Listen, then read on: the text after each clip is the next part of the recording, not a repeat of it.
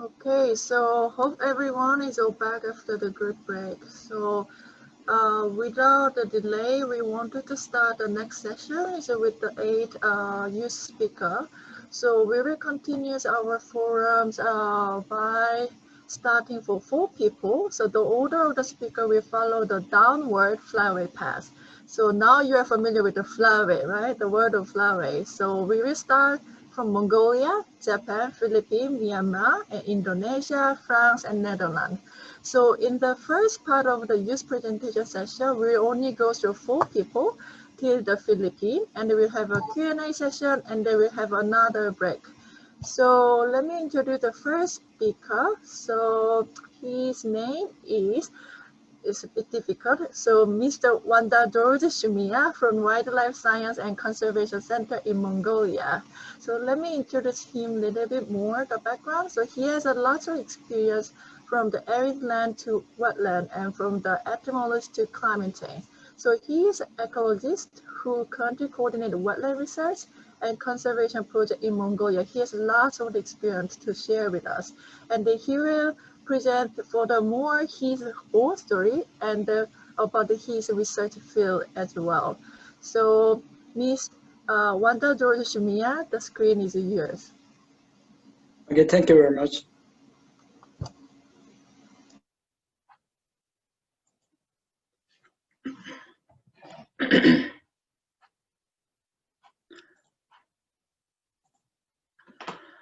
Okay, thank you very much, Youth Engaged in Wetlands and Partnership, East Asia Australasian Partnership, for organizing such a wonderful event for the Flyway Youth.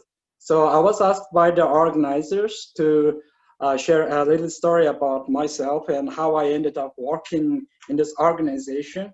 So my first slide will be dedicated to that. So let's start from my root. I was born in central part of Mongolia to a very ordinary nomadic family. And this picture pretty much represents how I spent my childhood. And so all day playing outside with my friends. And of course, we used to help with our parents to herd our livestock. So after finishing my high school, I started studying at the National University of Mongolia for my bachelor's and master's degree in ecology and conservation biology. Then at the final year of my undergrad, I did a full year of internship at Wildlife Conservation Society Mongolia program. Then I moved to Information and Research Institute of Meteorology, Hydrology, and Environment. Then in 2014, I was very lucky to get an Australian government scholarship, Australia Awards, to study at the University of New South Wales in Sydney, Australia, for my second master degree for 2 years. And then after that, I returned to Mongolia and joined Wildlife Science and Conservation Center of Mongolia.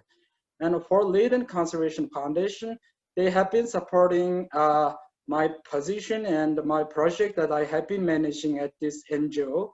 So I'm also their fellow.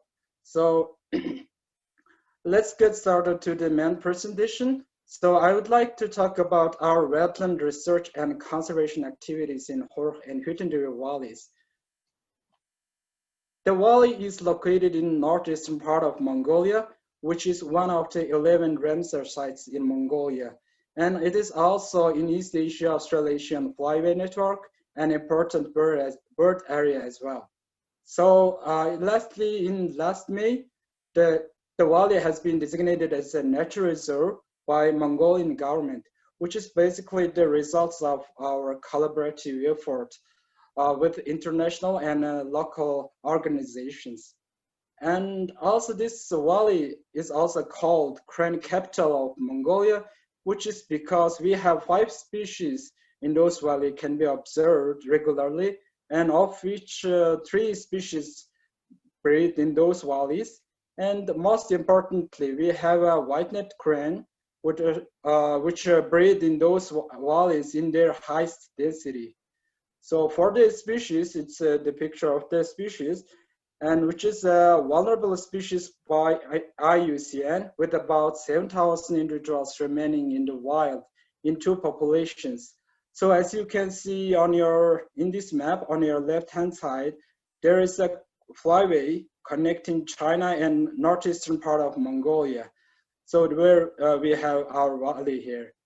So this is the flyway for the Western population with 1,500 individuals. And this population has been decreasing, number of this population has been decreasing in the recent years. So having about 70 pairs of white-necked cranes breeding in the valleys and many more non-breeding individuals spending summertime here, Mongolia has a big responsibility for the conservation of these species.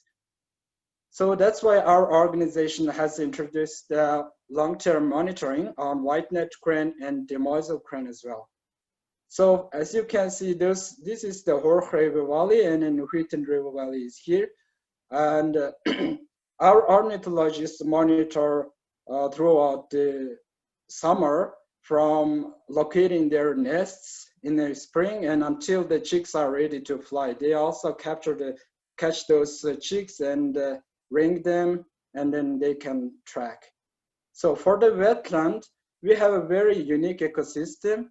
It has permafrost here, as you can see, and peatland as well. So we have been also facing challenges with grazing and climate change in our valley. As you can see on this picture, there's a lot of livestock. They usually spend almost all day in those water ecosystem during summer hot days and polluting the aquatic ecosystem where white-necked crane nests. And as you probably can see here, there is a vegetation exclosure. So we have been doing vegetation monitoring in those ecosystems. And as you can see here, the difference between the inside and outside of this exclosure. And outside has been our consumed. The vegetation has been our consumed by the our grazing livestock. So therefore, we have been facing wetland and peatland degradation in those valleys, and permafrost. Therefore, we have some permafrost thawing and lake shrinking in the recent years. So this map basically shows our field site locations where we do our monitoring, and then I'll quickly cover all those in the next slides. So we have been monitoring local climate in the middle of the peatland ecosystem and monitoring those parameters in there. And also we have been conducting an experimental study, one site with in permafrosted area, one without permafrost. And we are simulating future climate warming using those open-top chambers and also simulating grazing by clipping vegetation cover. So for the permafrost, we have 11 boreholes in those two river valleys and monitoring the permafrost status in those boreholes. Because the permafrost is essential, very essential part of this ecosystem, and then it's important for holding groundwater nearby its surface. Therefore, we can have a great wet ecosystem. So also we have been employing geophysical measurements in order to investigate the distribution of permafrost vertically and horizontally. So we can later on create this kind of 3D mapping of the permafrost. So as part of permafrost monitoring study, we have been doing subsurface monitoring all year round. So on those 70 locations. So we have also been monitoring snow cover properties in the winter season. And in summer, we do eco-hydrological and vegetation cover monitoring on all those 70 sites. This is basically for the mapping of the peat layer in our this valley, this Horch River Valley. So also one critical monitoring program is hydrological monitoring, where we do trying to understand whether rivers are feeding this wetland ecosystem, or this wetland ecosystem is feeding the rivers. So therefore, we put data loggers on those locations. Also, we have been monitoring water level in PEAT. So also we have been monitoring the water discharge and water level in upstream and downstream of those, the Horch River Valley. And then also we have been monitoring those things on those 4 tributaries. So therefore we can get a more in-depth understanding of this ecosystem and water balance. So as I mentioned, we have a vegetation monitoring exclosures, we have both one each in those 2 river valleys to understand the impact of grazing and climate change on wetland ecosystem vegetation. And so we also measuring those parameters and monitoring soil temperature and moisture, both in outside and inside of those exclosures. So in terms of livestock, we installed the GPS tracking device to those livestock around the wetland to understand whether how the livestock using this wetland ecosystem for their grazing, and then whether their grazing area overlap with the crane's nest. As you can see, the red dots are the nests of white-necked cranes, and then those pink and green, blue and green color represents the livestock location. So this is one of the monitoring that we have been doing. Also, we have been doing a terrestrial insect and aquatic insect monitoring program in the rivers in the valley as well. So as you can see in the screen, in this picture on your right-hand side, there is a sample, insect sample from our exclosure. From the those two also contains the insect sample from outside of our exclosure. As you can see, the livestock have a huge impact on those insects community and its abundance as well. So just apart from doing a lot of scientific study, academic studies, we have been doing a lot more trying to build the capacity for those young researchers, particularly in the field of wetland study. So we bring those young researchers from all over Mongolia to our wetland site and take them out for field, and then also we do classroom sessions as well. Also another training is our interactive summer school for local students. We take them out for bird watching and take them to the rivers to let them catch aquatic insects and identify themselves and assess water quality by themselves. So also one of the big events that we have been co-organizing is a crane festival to increase the public awareness on cranes and a wetland ecosystem. So we have been giving a lot of information to local herders and students. And then apart from that, there's also many cultural and sport events happen. So this is also very nice event. So one last thing we have been working on is working with the local community. We have been trying to improve local herders' livelihood. Therefore, we can ask them to reduce the number of livestock and the impact on wetlands. So that, therefore, some of our staff organized this workshop for local female herders to make felt product, this kind of felt product out of sheep wool, they're readily available raw material. Then they can produce those products, and we have been also helping them to sell those products in international markets through our website, and also you can find them on International Crane Foundation's website as well. So that way we can also engage with local herders, and also we can succeed in our conservation efforts.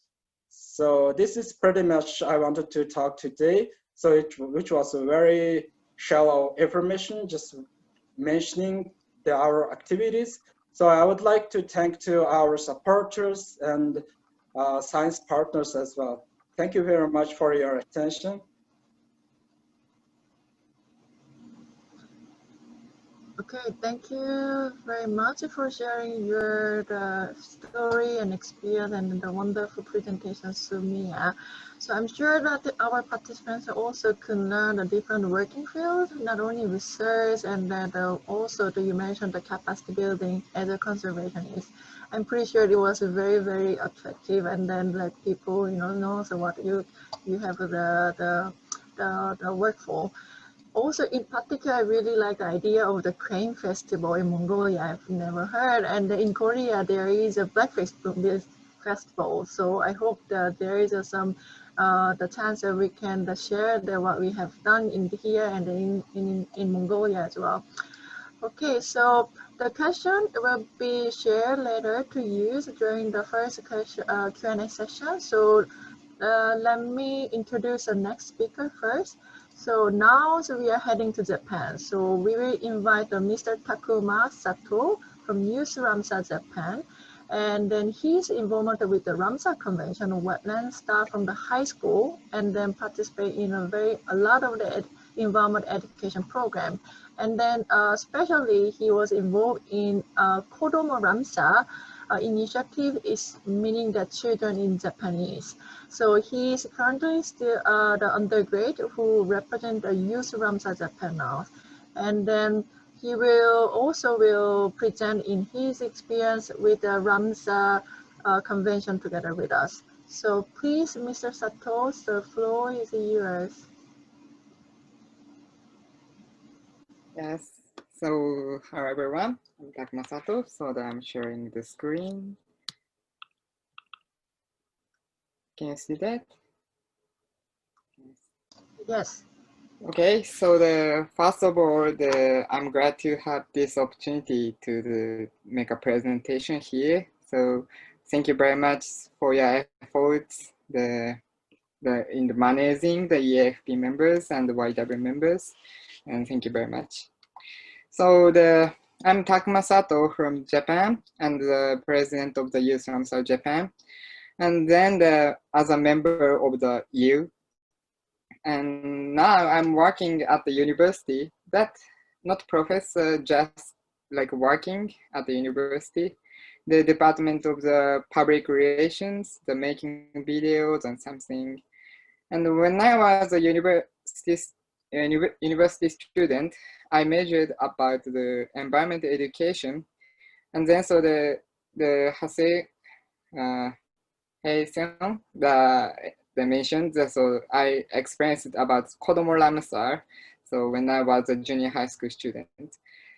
Okay, so let's start my presentation. Today I want to introduce about the possibility of youth activities on wetlands.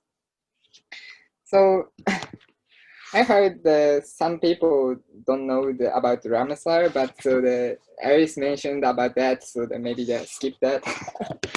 And then, so we are the Youth Ramsar Japan. So that is one of the NGO that established in the 2013. So it's not a long time, the NGOs.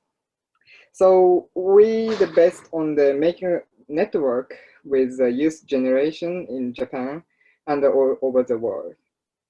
So SIPA means communication, capacity building, education, participation, awareness. So that is a very important thing for my talk. So the story of YRJ is one of the Wetlands education program, Kodomo Ramsar. It's held by the Ramsar Center Japan since 2002. So that is mainly the targeting on the elementary school students, and then so they gathering and one wetlands, and then so they talk and get a treasure hunt, and what is the mainly treasure in that wetlands, and then so that they talking about that and choose what is the Ramsar site's treasure, and that is very exciting program. And then so However, until now, so there were few opportunities for the young people to make the network with the same generation. So we established. And then so the many members of the YRJ is experienced this Kodomo Ramsar. And then so we have three mainly activities. So the mainly thing is making network, but so our organization is plan and managing by only the youth generation. So that is the specific things. And then so in Japan, so we building network with the youth in all over Japan. So one of the big program is a Youth Ramsar SIPA workshop. So that is the provide the opportunity to the young generations they gather as a network build. So we visit all over the Japan Ramsar site. So the last 5 years, the 9 times the SIPA workshop we heard.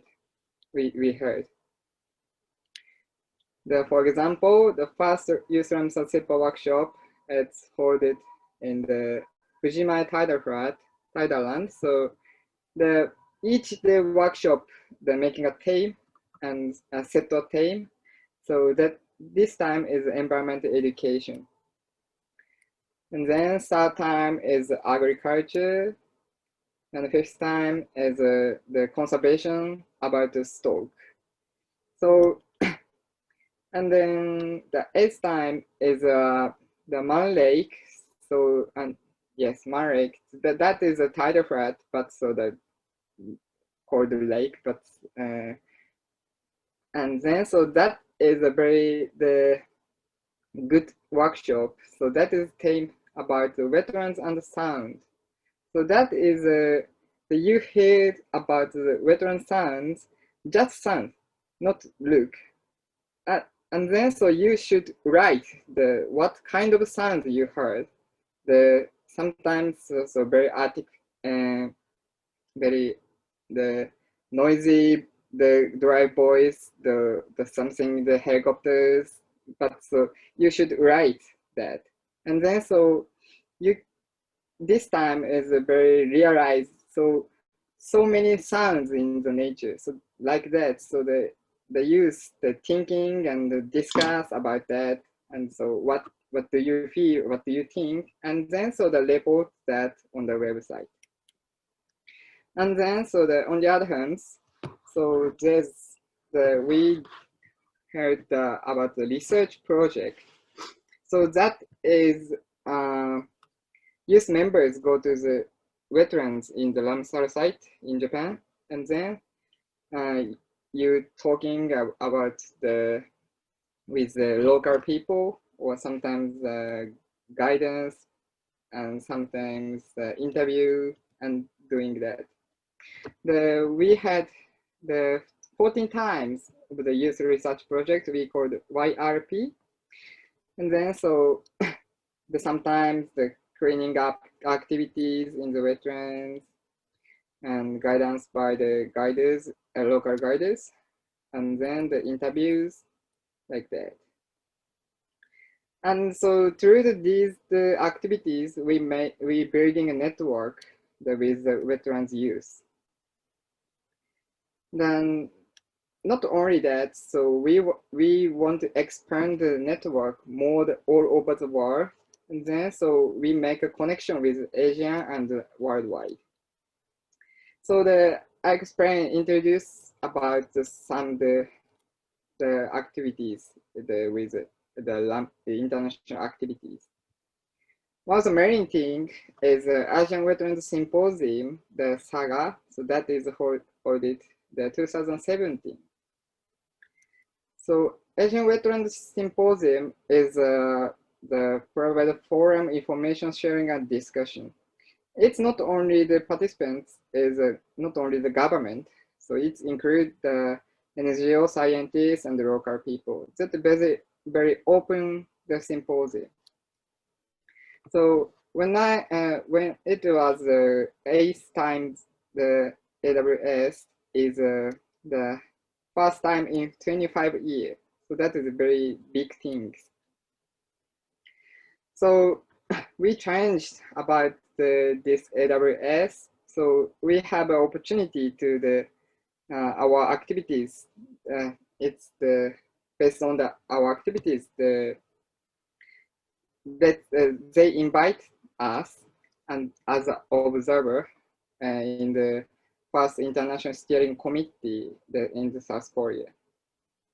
And then it's not only just join, then they talk about the power of the youth. And then so there's the 8th session in the AWS, and the planning and managing the wetlands and the youth. That is the one session.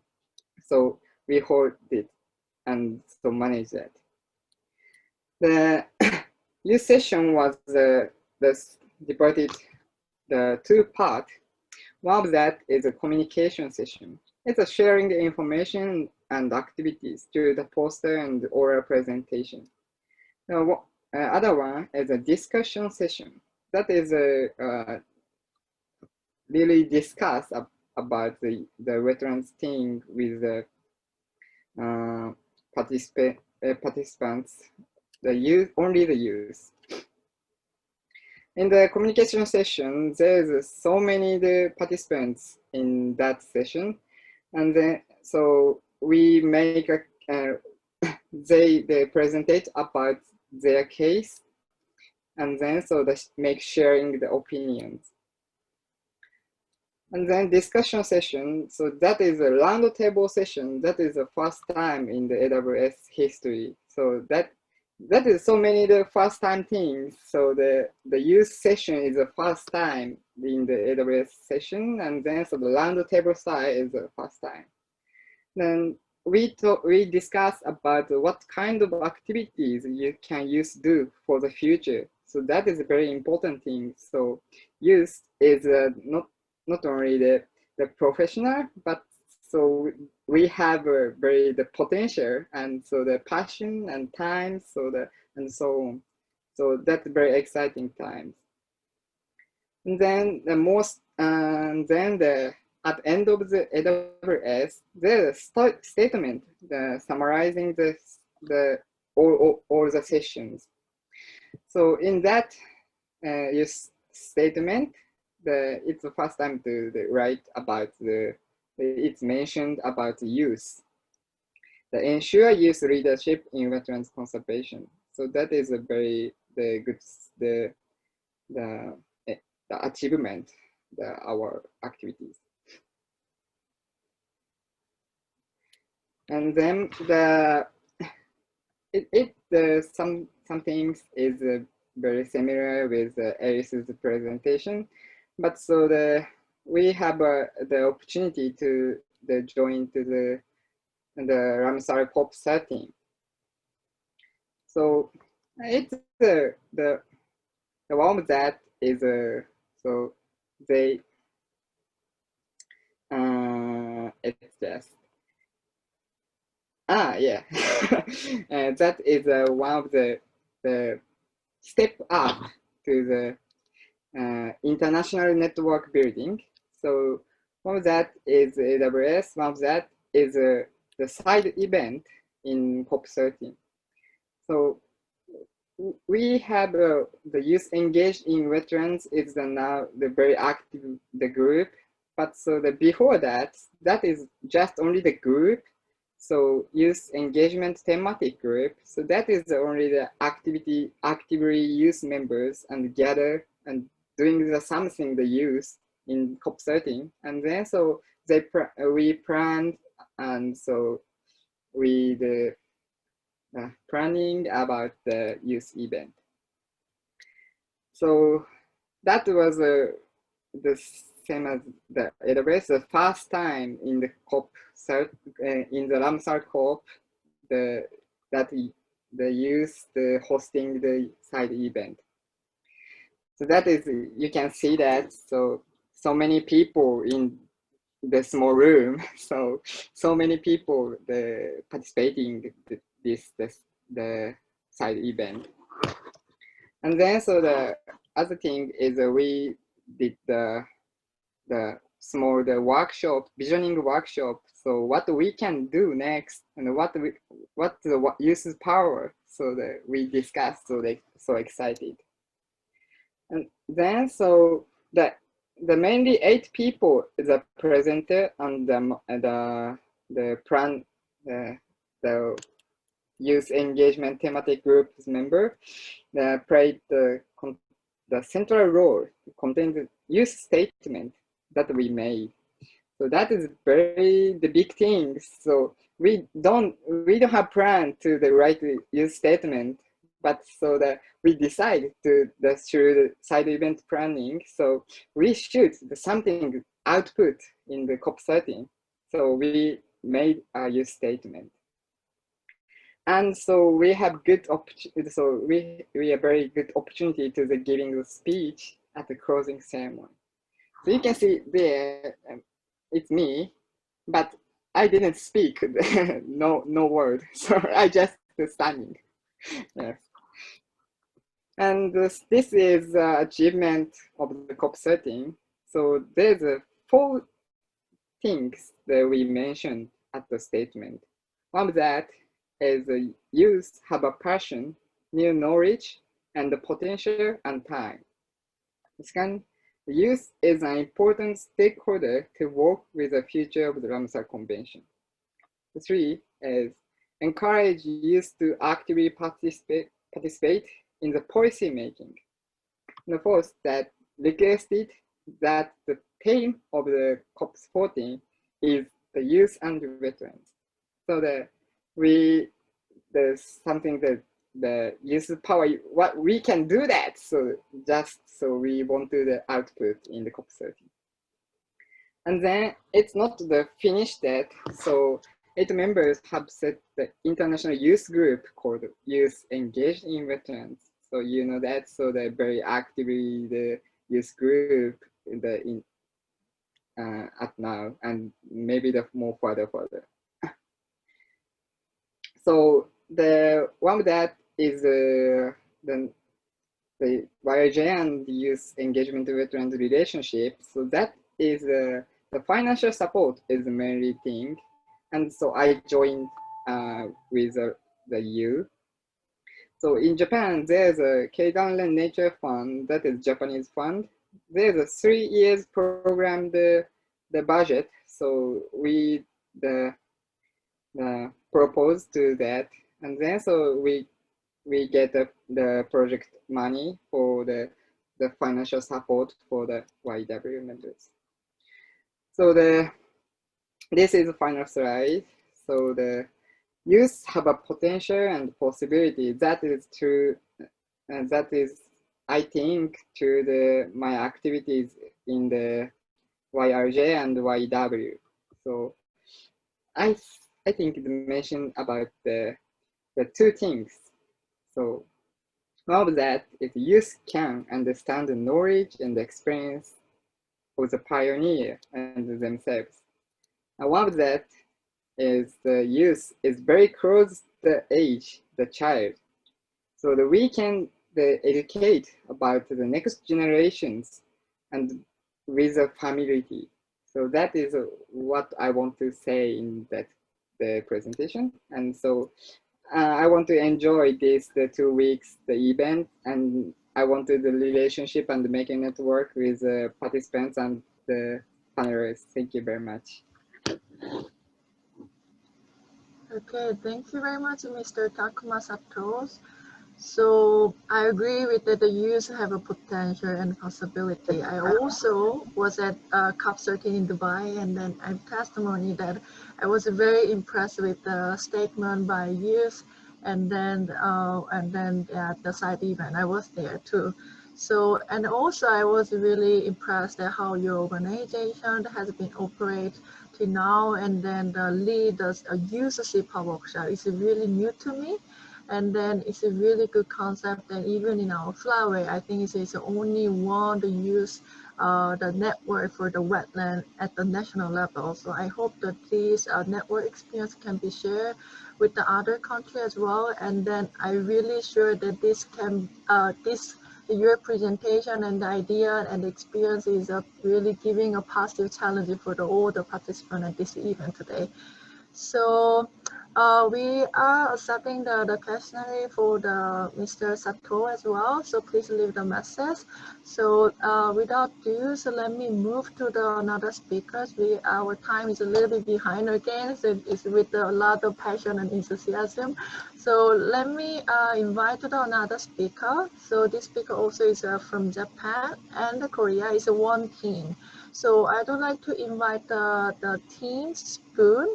So Team Spoon is a group who aim to raise awareness and the importance of black-faced spoonbill, particularly.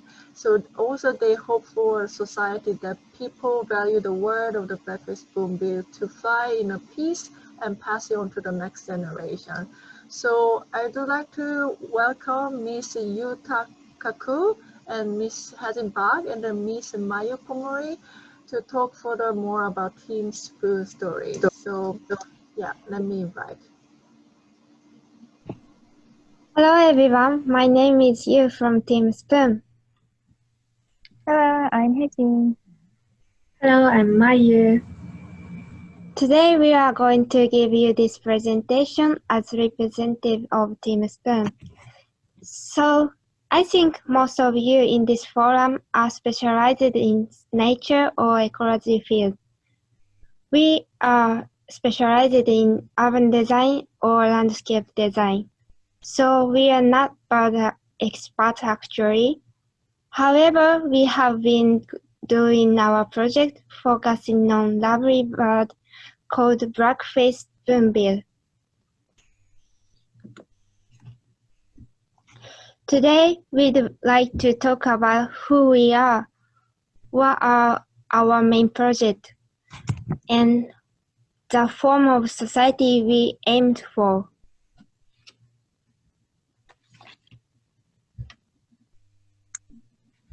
We are an organization that aims for a society where people care about the world where black-faced spoonbill fly peacefully and pass it on to the next generation. In other words, through a bird called the black-faced spoonbill, we aim to pass on the rich nature to the future generation by connecting nature and people and connecting people. We have been active since 2015. We consist of 8 secretariat members from Japan, South Korea, and China.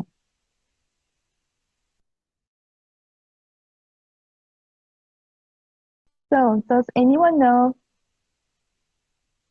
the black-faced spoonbill? The black-faced spoonbill is an endangered migratory bird that crosses East Asia, such as North Korea, South Korea, China, Japan, and Taiwan.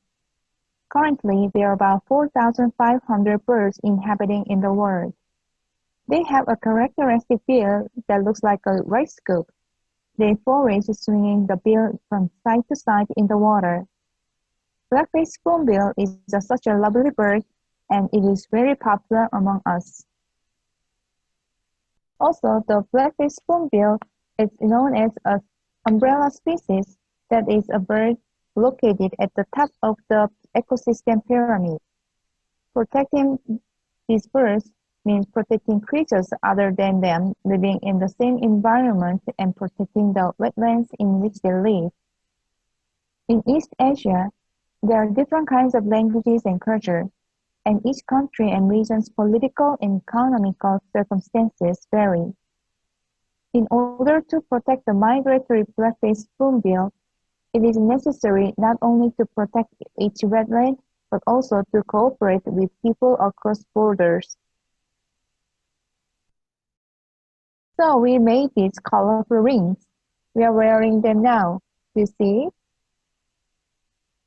We designed and produced these rings as a method to make people feel connected with nature and other people. We borrowed the design of the rings from the foot ring of black-faced spoonbills. As being a Team Spoon member, firstly, you should select your favorite black-faced spoonbill that you want to support. The reason for making these rings is to connect individuals with one specific breakfast spoonbill and to increase the number of people who care for the black spoonbills, and to conserve and pass on the rich nature which the birds live in by cooperating with people from various regions, including cities. By wearing these rings, you can support breakfast spoonbills even if you are not living near the wetlands. You live in metropolitan, but you want to support the breakfast spoonbills, just put it on. We need as many people as possible who think about the rich nature of the breakfast spoonbills as well as people living near wetlands. With these rings, we have visited various places around in East Asia. We met many people and met many breakfast spoonbills. We made presentations at symposiums, participated in events, and also held workshops and took tours by ourselves. Since 2015, we have increased the number of spoon members for 5 years. They shared their thoughts and ideas, and we collaborated together through various activities. Currently, there are more than 400 spoon members around the world, mainly in Japan, South Korea, and Taiwan. We send daily spoonbill times to members who have links through mail and Facebook every day. The aim of this daily spoonbill times is different from regular mail magazine. First of all, we would like you to remember in your daily life that the BFS are flying through the abundant nature no matter where we are or in any situation. Secondly, we would like you to learn with people who read this news about their nature and culture on the BFS flyways. For example, the daily spoonbill times on the left are about 3:22 we wrote when he is found. We write the daily spoonbill times when the BFS are found. On the right is the New Year's daily spoonbill times. Similar cultures exist in the areas where BFS migrate. This cultural connection tells us that the region has had many cross-border exchanges from long time ago. We send spoonbill times in Japanese, English, Korean, and Chinese. And we have sent over 1,500 spoonbill times in 5 years. In addition, we hold the Children Flyway workshop to pass on these accumulations to the next generation. The Children Flyway workshop is an activity aimed to share the scenery of the BFS Flyway across countries with children from all over East Asia, and to create connection to think about each other and the abundant nature. We have held the Children Flyway workshop twice since we started it last year. We held our first workshop in September 2019 with the children of Blackface Spoonbill Guardians on Gamfa Island, which is famous for breeding BFS. We held our second workshop in December 2019 with elementary school students in Tainan, which is the world's largest overwintering place for BFS. At the workshop, children taught us about the wetland where they do active, and we introduced the wetland where we have visited. In addition, we read the picture book, The Letter from Pooh, a blackface spoonbill in Japanese, Korean, Chinese, and English. When we talk that the BFS fly freely in East Asia and many people support them in various parts of the flyway, the children shine their eyes and listen to that. The children were also attracted to the picture book we read together. Through the workshop, we share the same story even if we are of different ages, spoke different languages, and had different cultures. Finally, children in Tainan and Gamfa Island wrote a message to children living on the same BFS flyway. These are messages written by children. We will bring back these messages to Japan and keep in touch with these children. We have built up this personal relationship visiting many places for 5 years. Yes, this is our 5th anniversary this year. So we held an online party in September. The COVID-19 have changed our world domestically. Cross-border movements have been restricted. Unrest have covered the world. The social division has become even more serious. However, under these circumstances, we will continue supporting the same birds and sharing the same desire for peaceful and abundant nature and society, even though we are from different countries, ages, and occupations. I think that this is a great achievement of we are carried out for 5 years. Our project started supporting the lovely black-faced spoonbill with a ring. It feels like having friends somewhere in the wild. This wild friend tells us the nature flow. Even when we are far from the wetland, for example, they have a baby in the spring, they move to the south in the winter. It reminds us we are living in the same natural flow. Furthermore, the only thing we have in common is that we love black-faced spoonbill, which makes us easy to talk to people of different language, countries, and ages, and connected us. Our wild friend, the black-faced spoonbill, made the connection between people and nature and connection between people. Sadly, there are many political conflicts in this area where spoonbill cross. However, a society that people can learn from birds and nature, talk and cooperate with each other, will protect and inherit peaceful and abundant nature and society.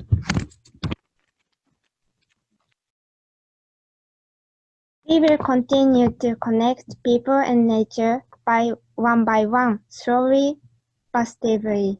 We believe that in our everyday life, thinking about spoonbill, loving nature, enjoying the culture of the region which spoonbill fly is the way to make the society that people care about the world where spoonbill fly peacefully and pass it on to the next generation. So, thank you for listening. We just send you a member registration URL. We'd be happy if you join us in supporting spoonbill having a link. Thank you so much. Thank you for the joint presentation. We will share the last screen to make having the more membership. So through our Huva. So, well, I'm also just want to let you know that I'm also a subscriber for the daily Spoonbill Times. So almost every week in different languages, this is a really good story. So we also try to extract some stories from the Your Times to our network as well. So really, Blackface Spoonbill story is truly a good conservation story in the Flyway. And because of lots of the really conservation people effort, including yourself, and there's many research experts, it wasn't really proved that BFS, Blackface Spoonbill population is increasing. So really the work you are doing is really amazing, and it was always inspire us as well. So thank you very much for the different idea to share with us. And then the question will be shared with you later after the one more speech, one more presentation. Okay, so we now head to the Philippines for our last presentation of the first session.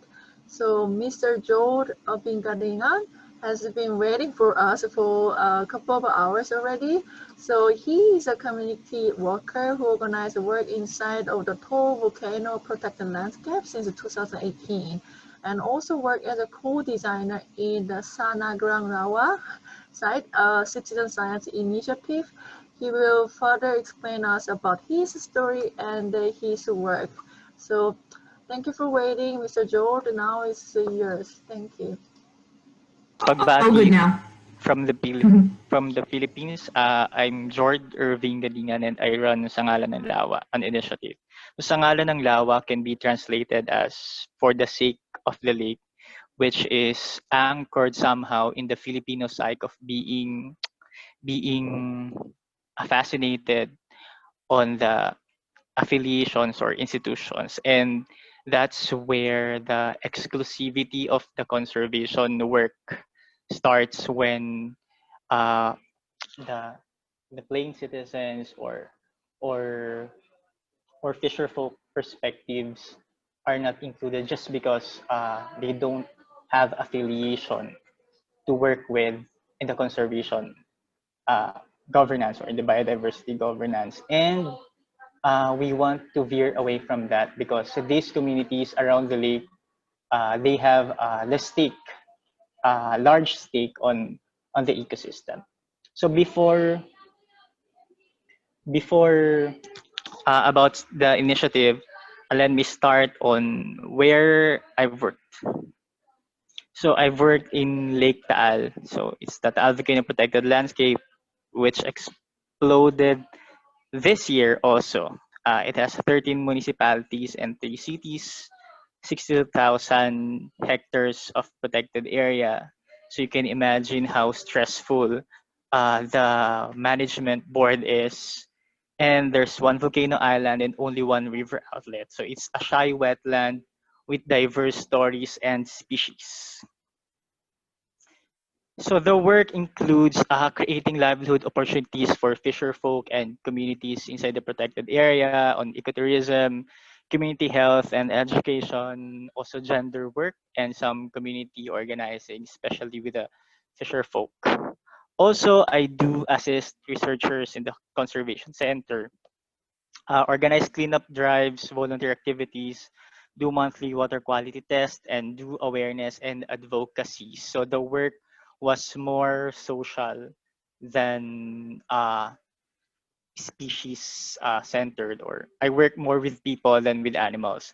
And this was where the inquiry starts to pop up, that who are the audience of our work and how many are we reaching? Do we also reach to the non-paying customer segments, or how many of the communities actually know about the work that we do?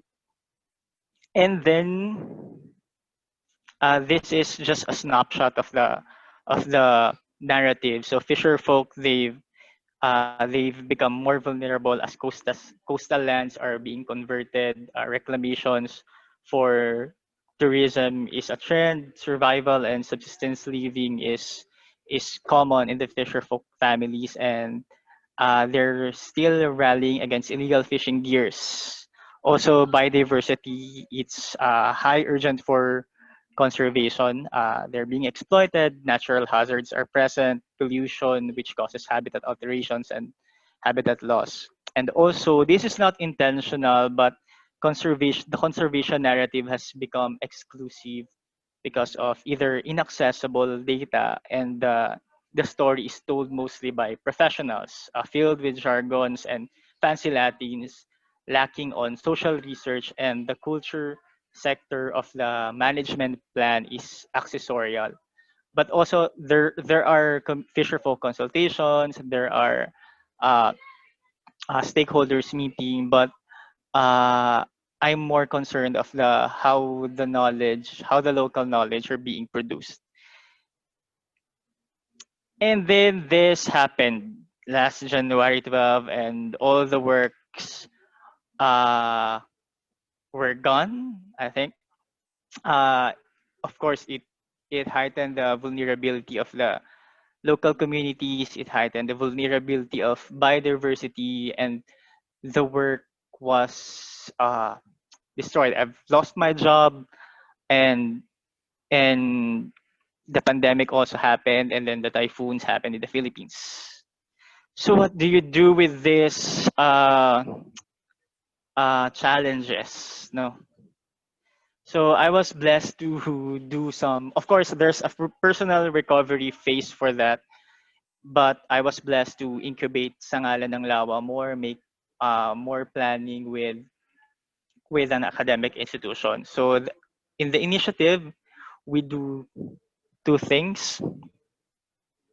To design, it's co-create knowledge of the natural world, speak from a place of charm and coexistence, because it's easy for what is happening around. It's easy to be speaking from the place of fear, from the place of doom, and it's hard to speak from the place of beauty. And we also want to democratize, improving access, process, and usability, echoing unsung voices, and reimagine progress together. So to make it more concrete, here's the list of the projects. We also have citizen science, which co-build a biodiversity inventory of the protected landscape. We also want to work, and we're working on environmental education, which are producing leaf sheets, which are pedagogically designed knowledge products on environment in the local context, and also still do advocacies, participate in drafting local policies, and guide local perspectives on what ecologically sound progress is. Also, here's one of the example of the work, because part of democratizing the conservation work is to speak plainly and also to speak in the local language, because we've seen that biodiversity is already a big word for the community, and I want to work on the challenge of can it be discussed, or can be talked about very casually or very locally in terms of language. So that's all for now, and thank you for EAAFP for inviting, and Youth Engaged in Wetlands, and also with Hi-Fi for incubating this project.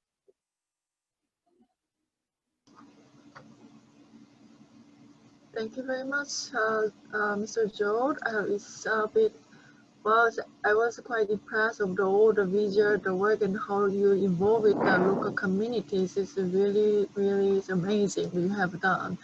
So, well, since I just informed that our time is a little bit behind, but we are fine, we are on track. So let me just quickly just go directly to our Q&A session.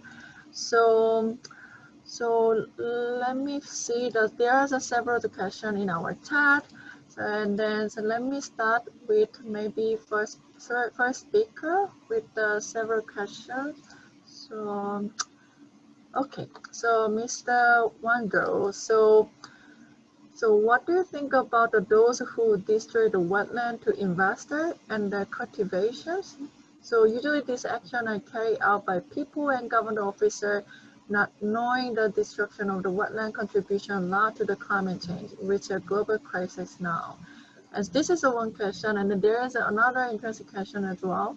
This is what do you think about those who destroy wetland sorry, this is the same question, sorry. Okay, yeah, this one. What can we do stop hunter from the killing bird for home consumption? Yeah, the world population is increasing every day, and then besides requesting the partner collaborator with the individual organization working on conservation. So the key question here is what can we do the illegal hunting for the bird? So this is really the big issue in our flyway as well, the how to prevent the illegal hunting. So I wanted to invite Mr. Wandoro first for these two questions. Okay, thank you for the questions. I'll start from the last one. For the, I'm really on you know, it's very important to collaborate with the local community in order to find out the issues in those ecosystems or who doing what. Because we always cannot be staying there and looking at the illegal hunters there. So we have to build very strong collaboration with the local hunters. And then if they are trying to make some money out of by hunting, or maybe to have a food from those, you know, by hunting those birds, maybe you can like offer some kind of extra income source by, you know, you instead of hunting that birds, you can do this, we can help that, or something like that. So that's the thing that I would say for those questions. But I didn't, understand and hear the first question. What was that? So the first question is, what do you think about those who destroy the wetland to the investor and then cultivation? So usually these actions are carried out by people and government officers who are not knowing destruction of the wetland. So I think that his question is, what do you think about who is the main destroy people for the wetland? So here in Mongolia, it's relatively okay, but we have been facing problem with the herders, you know, but they are not actually destroying by themselves, but the effect from their lifestyle, like herding livestock, can affect wetland ecosystem. But in other countries, they have been, you know, digging pit layer for the fueling. So it's basically probably the government should pay more attention to that, because, for example, our wetland, we have tried to work with international and government organization to make our wetland as a nature reserve. So therefore, they cannot like dig those ecosystem, destroy those ecosystem, because this legally protected. Now it's legally protected. Before that, it's people can like, you know, go there and do whatever they want. But now it's protected by legally. Also, it's very important for internationally very important ecosystem, because it's one of the 11 Ramsar sites in Mongolia. So I think it's very essential for government to do this legal protection for those ecosystems, and they can like tell what can be done here, or what kind of activities cannot be done here, or something like that. Probably that would help. okay, thank you very much, Mr. Wando. So this was the question from the Jonathan ONE. So I think for the further, the more the in-depth answer or the question can communicate directly on the FUBA. So let me move to another question to the Mr. Takuma Satoh. So the one question is here is that may I know that how to create on the youth research project with the young people in Japan and other countries, because you have been implemented many youth research projects. I think the participants want to know that how to approach to get the opportunity for the research project in your country based on your experience. Thank you very much for this question. So the youth research project is called research, but it's not the quantitative survey. So we just the call to the Ramsar site, and I want to go there, and I want to the guide or something that I want to know what is the specialty of your Ramsar site, and then so just our organization, the participants go to the Ramsar site, and then so they doing this it's just very difficult to explain about that. So it's their search what is the specialty of this Ramsar site. For example, food or culture or people or something the sightseeing place. So And then so that we make one of the report, and then so the publish on the website or the SNS. So that it means the one of that is we want to learn about the Ramsar site more and more. So we want to know that by myself for just our experience. The one more thing is we should do the public awareness about the Ramsar site in Japan. So that is the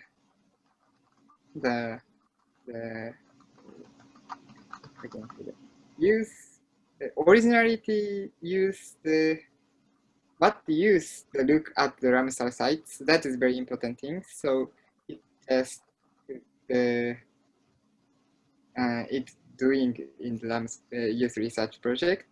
And then so that is not only the high schools, it's include the university students. So that is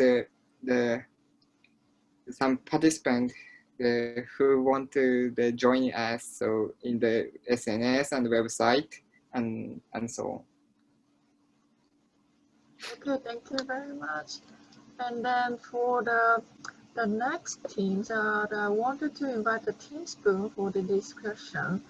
And then this is from, let me see can I see the name of the participant? But the question is, how can they work when they have a member and team from the Japan, Korea, Taiwan, China? I think this is more like the language communication, how you have been implement this work together with the different nationality people. So may I invite the Team Spoon for the response to this? Yeah, and in the secretary of Team Spoon is consists of the lab members of the Tokyo Institute of Technology. So we there are Chinese and Korean and Japanese. So we translated all our materials to communicate with the other people, all of our members. So yeah. Okay, thank you very much. So let me move for another question to George. So please could you share your work experience with the local school ministry or environment education if you have any? So you have been doing the very creative project with the different stakeholders. So wanted to hear of your more the practical work experience with the local school ministry or the environment education people. So this is a question to the George. How do you design this program? Okay. Where will I start? I think it starts with the frustrations and a very tiring work, because before I was just going from school to school during events and World Wetlands Day and doing some stuff, and teachers are always asking me, can we have your PowerPoint? Can we have your, and then I run this survey of do they think biodiversity is being taught in school, or if they want to teach it in school, do they have the materials, do they have the capacity? And with these gaps, this is where we have worked. Formally, I have not yet worked with a Department of Education for now, and also, but there's the opportunity, especially now that COVID-19 have made our education system on a modular basis. So some people are most of my community or the customer segments are offline, so they are part of the on the other side of the digital divide. So we need to draft a packets of lessons that can be printed out. But for those who have mobile, we need to draft offline materials for them. And I think it's just going to be escalated once that I have totally finished the product. So it's just really prototyping for now and testing with few communities for now, but we are not escalating it around the protected area because we need to formalize it with the Department of Education. But it's going to be a challenge, a really challenge here in the Philippines. True. So in relation to that, so I got another question. So this question to everyone here. So as you know, so the COVID is impact to the all the area. So there is the same to the conservation area. So question is here now I have is in times of the COVID-19 with the reduced ability and head out to the field, how have your program been affected? And then how have you continued to engage with students and audience in general? So I wanted to give this question to all of the speakers. So maybe I can invite to Jord or maybe Tim Spoon, if you can. So Tim Spoon first. We had before the COVID-19, we already was sending the newsletters daily or weekly in 4 languages. So it wasn't that the COVID wasn't that affected to our communication tool, but it wasn't able to go to meet people around East Asia in the Flyway. So we could come up with the idea about the Zoom party. So we had never chance to gather all of our members, but it was possible because we used Zoom. Thanks for the COVID-19. So I think it's the constant contact through the newsletter was the key to keep in touch with everyone. Okay, thank you. So Jord, may I invite you for the response?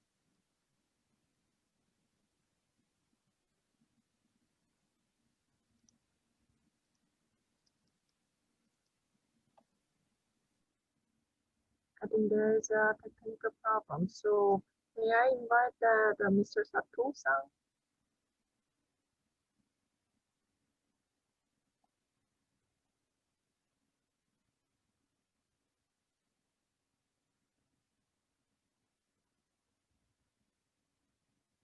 Satoh-san, you are mute.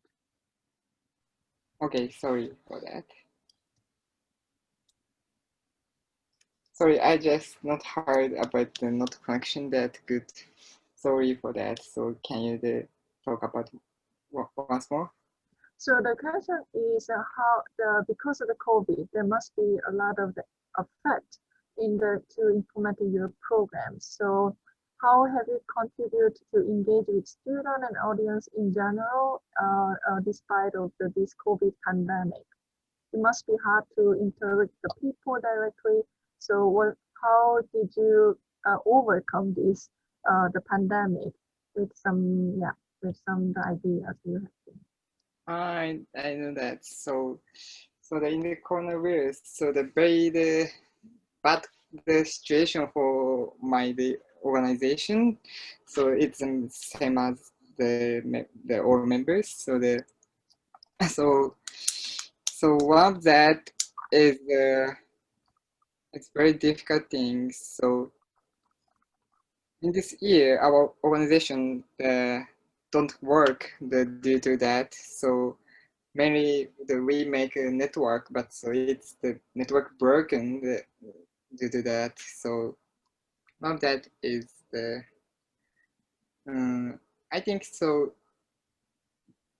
That is a very important thing. The online communication to the Ramsar site each other. So the one of that is something to make workshop with like a World Cup style. So you will try the next week. So that is one of the idea what we can do the next thing. And then so the local thing is a very important thing, but so it's not can't see for the other people. So I think more the using the video or the something, the live stream like that. So that is a very important thing in the pandemic. So I think that. Thank you for the responses. So if we, Jord and then Mr. Sumiya, if you also wanted to the answers, the floor is yours. But yeah, if you don't have anything to share, so it's fine as well. Jord, would you like to give your the opinion as well? I have also another question from Mark. So yeah. if I can just address that. Sure. Okay, so we have a protected area management board, and I happened to also see it there when I was working with a nonprofit. But because of the volcanic eruption, the pandemic, just like what I mentioned a while ago, I got displaced. So all of my machineries, all of my infrastructure was totally gone, and I don't know how the current board is navigating through this pandemic. I don't know if there are some meetings or if there are some development reviews, but developments are happening, and for now I still got no support, but I'm still also focusing on refining the prototypes, the knowledge products. So whenever the institutions are ready to listen, we're ready to. So hey, here's the thing. So let's implement this. So that's where I am now. It's pretty a hard thing for now. Thank you very much for sharing that.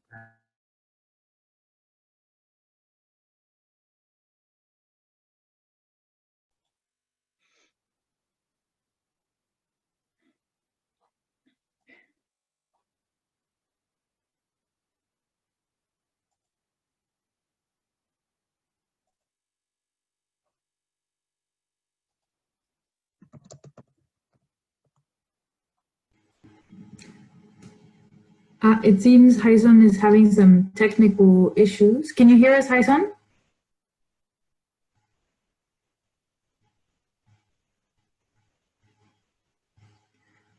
Maybe while Haison is... yes, please go ahead. In the meantime, I could say my answer. Please do. Okay. Thank you very much. Thank you, Elise.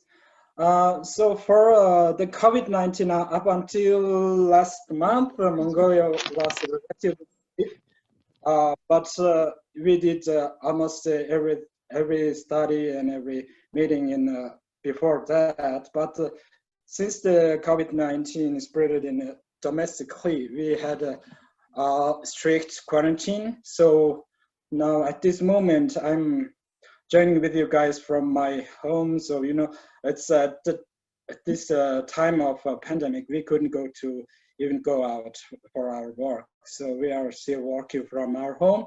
And then we are also trying to build our capacity by through online meeting with our colleagues.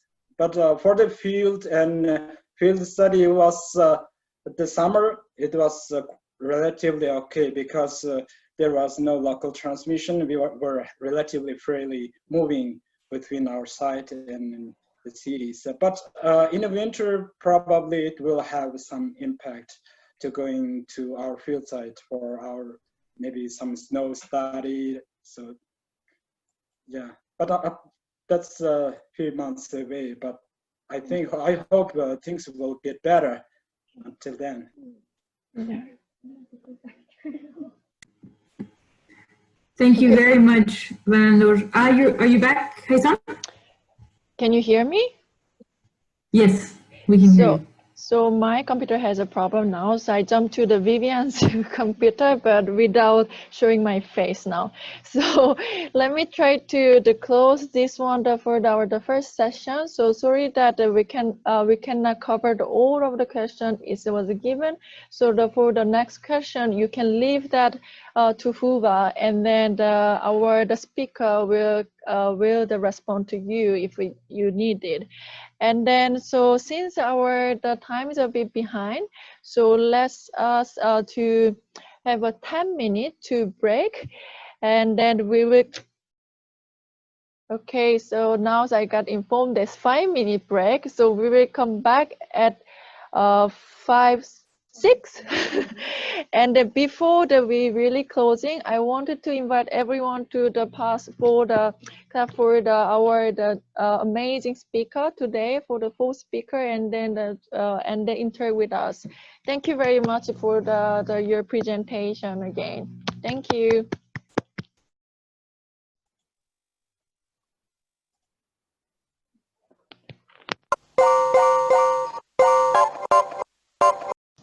Okay, hi everyone. Hope everyone is back with us. So sorry for the technical problem in the last session and the very short break, which was supposed to be 15 minutes. But before we start, actually, I wanted to invite you everyone stretching a little bit, because I also need a stretching a little bit. So we will have a little bit stretching ourselves in your seat for the one. Let's say 10 seconds, and then we will start again.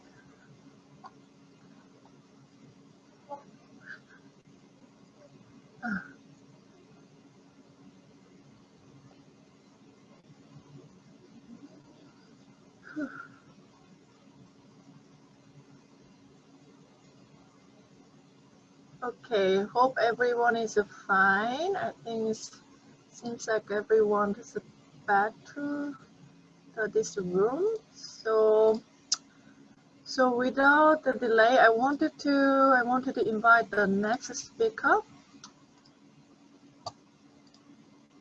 So we will start from the Myanmar this time. So we're our fifth speaker now, Mr. Pyae Phyo Aung, and he is a executive director of the Nature Conservation Society-Myanmar and the national focal point of the SIPA in Myanmar on the Ramsar Convention, to the Ramsar Convention. So he is waiting for us.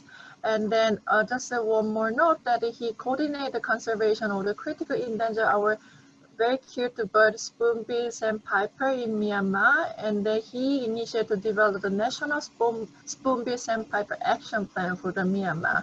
So he will bring us to the history and then how he has been working for the spoonbill sandpiper in Myanmar, and then how did he make the Ramsar designation happen in Myanmar. So please welcome Mr. Pyae Phyo Aung. So the floor is yours. Thank you, Ms. Song.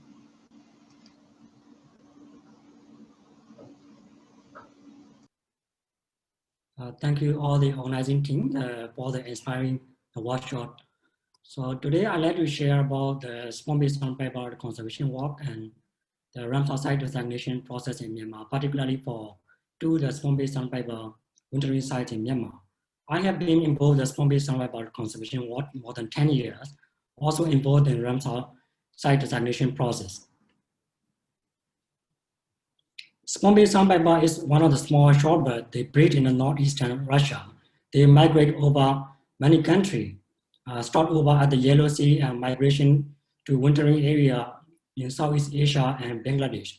Spoonbill sandpiper is critically endangered and fleshy species of the East Asian Australasian flyway. They migrate over 8,000 kilometer journeys. Spoonbill sandpiper is also rapidly declining the population at the moment. Without conservation action, the spoonbill sandpiper will be extinct after 2020. To see the dip graph showing that decline the rate of the spoonbill sandpiper. Therefore, we need emergency action to conserve the spoonbill sandpiper across the flyway. This is the distribution of the spoonbill sandpiper across the flyway.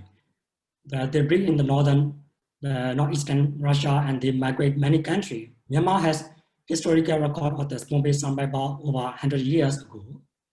The red dots showing that the important, the high number of the sponge sandpiper in Myanmar coastal area and also the southern China area.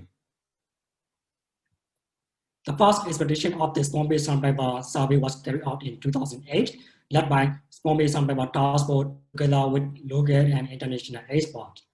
The survey team, they went to two places. One is located at the Nanda Island, Rakhine coastal area close to the Bangladesh border. The one is the Bay of Madhavan called the Gulf of Motama. During the first year survey in 2008, the team discovered 48 sponge sandpipers recorded at the Gulf of Motama and 35 sponge sandpipers recorded at the Nanda Island. This is the significant number of the sponge sandpiper population during the first year of the survey result, and the follow-up survey are carried out until now. The Gulf of Motama is a unique intensive intertidal mudflat and one of the largest mudflats in Southeast Asia. Due to the dynamic estuary ecosystem, the Gulf of Motama has rich nutrients flow over the upstream watershed and Bay of Bengal.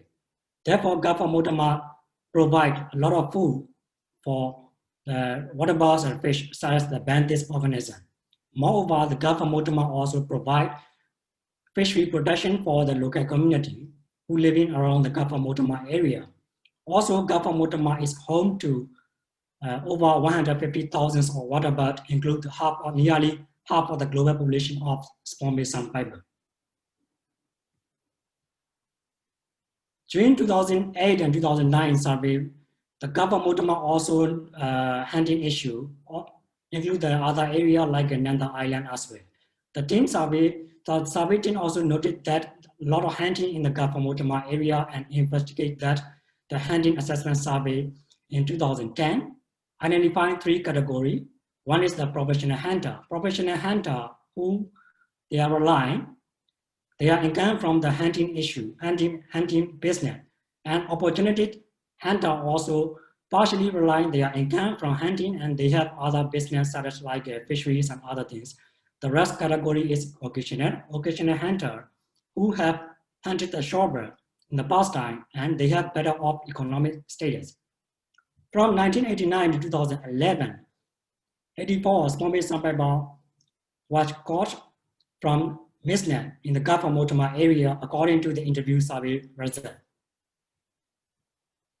Also, occasional hunter are recorded around the Nanda Island area. To mitigate the hunting issue in the Gulf of Motama area, provide alternative livelihood for ace hunter, such as like fishery and livestock and so on, depend on their needs. This is the very important step. Without alternative livelihood, the hunter cannot be survived for the long term.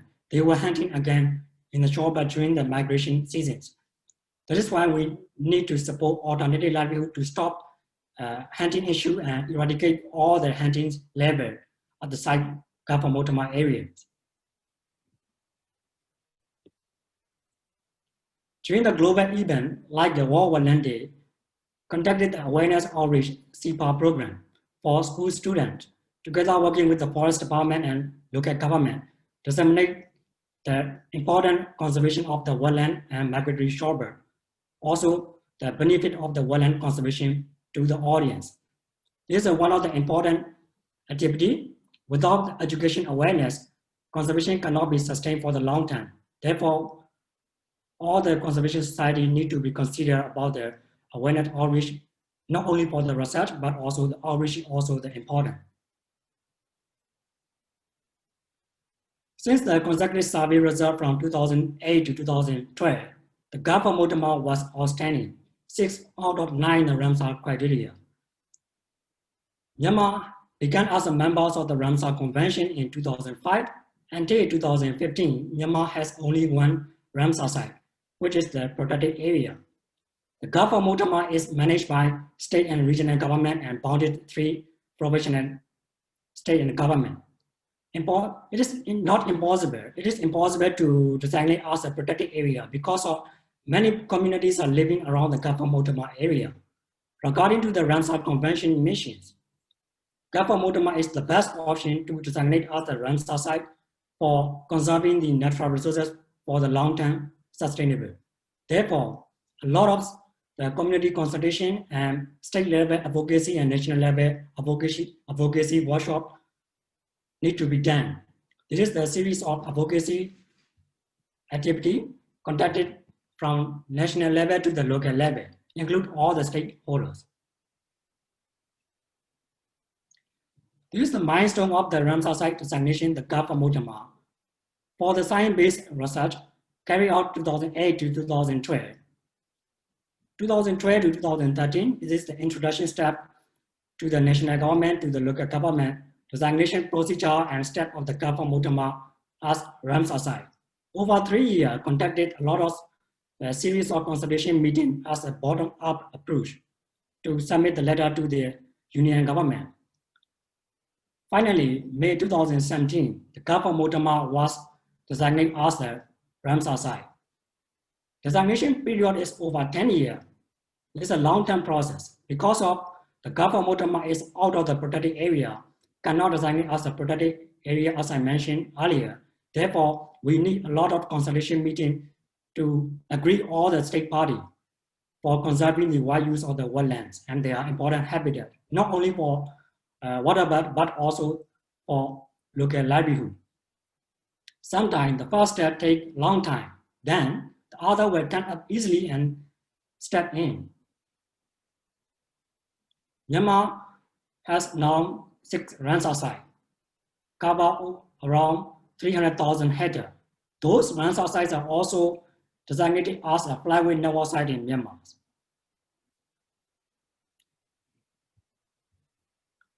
Due to the practice of the designation of the Gulf of Myanmar Ramsar site, central governments and local governments are welcome to designate another new important wintering habitat of the Spombe Sambaba site, Nanda Island, as I already explained in the previous slide. Establish the state and regional wetland management committee. Also, community also participate in wetland conservation, improve the livelihood status for local community, provide series of capacity building, not only for local community, not only for the villagers, include all the government officials to conserve the wetlands and their habitat for the long-term sustainable. This is the Gulf of Myanmar, the Ramsar site. The red boundary showing that this is the first step designated in 2017. This year later, 2020, extended to the other area. The total area is about 160,000 hectares. This is one of the largest Ramsar site in Southeast Asia. National focal point of the Ramsar Convention of Myanmar hand over the Ramsar certificate to the Chief Minister of the Mon State government. Take home message to the audience. Sometimes difficult to measure the conservation impact in the short term. Because of the short-term project is like 1 year, 3 years, it's impossible to monitor the impact. Therefore, we need to be invest long time. Gulf of Myanmar is an ongoing conservation project even after the designation as a Ramsar site. After the designation as a Ramsar site, this is the beginning of the journey to conserve the Ramsar site for the long-term sustain. Important step to dealing with all the stakeholders involved on the same stage for conservation, existing the legal framework and policies. Take this opportunity as an advantage to explore, create the dialogue for possible outcome for the conservation. Also, together working with all the state parties and stakeholders, including the local community, to involve for holistic conservation management approach. If you have a passion on the conservation, you need to invest your time as long as you can to collaborate all the sector, not only for conservation, but also the development sector for conserving the wide use of wetland for future. I'd like to thank all the supporter individuals and organizations, also the Myanmar government to conserve the wide use of the wetland and importance of the shorebird and waterbird habitat, particularly the Spombe Sambaba conservation in Myanmar. Thank you. Thank you very much, Phyllis. And then, yes, I also agree that in our flyway, spoonbill sandpiper is one of the flagship species, definitely. And then I still remember when I first saw the spoonbill sandpiper in China. And it's really great to see that all the outcome from the conservation activity. And then in our secretariat also, so for the last few years, really Myanmar government and the local NGO in Myanmar have made a really huge progress, really to enhance, improve their policy and the action plan for species and regulation to conserve the migratory bird. And then with the flagship species of the spoonbill sandpiper, it was really truly was contributed by yourself and your organization and the Myanmar government. Thank you very much again. And there was a very good story that we can hear from you. Okay, so well, no time to stop now. So let's meet the next speaker. So Mr. Chairunas Putra from the WHIS Sumatra Foundation, Indonesia. So he is also an experienced researcher who has tried to conserve the migratory shorebird. They are facing habitat changes and illegal hunting through the monitoring, field survey, community development, and raise awareness to government and local people in Indonesia. He has a lot of experience to share to us. So I wanted to invite Mr. Chairunas Putra now. Hello everyone, you can see my screen? Yes. Could you make a full screen for us? Okay. Hello, my name is Chairunas Putra. You can call me Nchai. I'm from North Sumatra, Indonesia. And recently I'm working in a local NGO, namely WHIS, Wild Heritage of Sumatra Foundation, which is focused on wildlife conservation and also habitat conservation. Firstly, I want to say thanks to EAAFP partnership and Youth Engaged in Wetland who invite me to share our little experience on shorebird research and conservation in Northern Sumatra, Indonesia. My first experience in wetland conservation is when I was active in my first year study in biological science in 2007. I involved in many activities on migratory shorebird conservation, such as World Migratory Bird Day.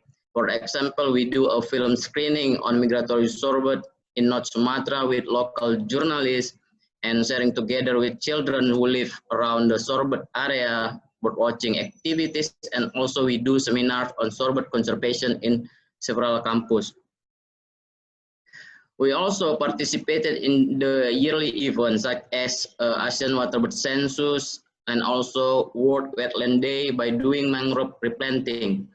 And we hope that it can support the conservation for waterbird and their habitat in the future. Since then, I'm get more interest on migratory shorebird conservation and decide it as my research thesis. As long as we know, there are many research in East Asian Australian flyway that showing the population of migratory shorebird has been decreased year by year. That because of massive change in the natural wetland to human modified landscape, as well as massive illegal hunting, which is also occurring in Northern Sumatra, Indonesia. Then in 2018, we established a foundation that works in the wildlife conservation, especially for migratory shorebird conservation and to protect of their habitat. We start our work in 2018 by collecting any information related to key important sites for migratory shorebird and then make a strategy to protect the migratory shorebird and the habitat. We record the number of population, the species richness, globally threatened species, and then analyze the site, which could be proposed as key important site. The criteria for key important sites refer to Ramsar and also EAAFP site, Flyway network site. Until now, only 2 sites was identified as flyway network site in Indonesia. They are Wasur National Park in Papua at the eastern part of Indonesia and Sembilang National Park at the western part of Indonesia in Sumatra Island.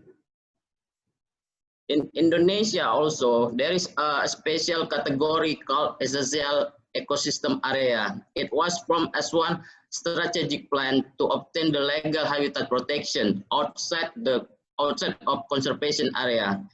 So we can use this scheme to make protection in non-protected area. Basically, this scheme refers to Ramsar criteria and also for EAAFP criteria for waterbird context. The hope with this scheme, the function of the landscape will not change in the future. The first thing what we did is to collect scientific publication and also report about the key site for migratory shorebird in northern Sumatra.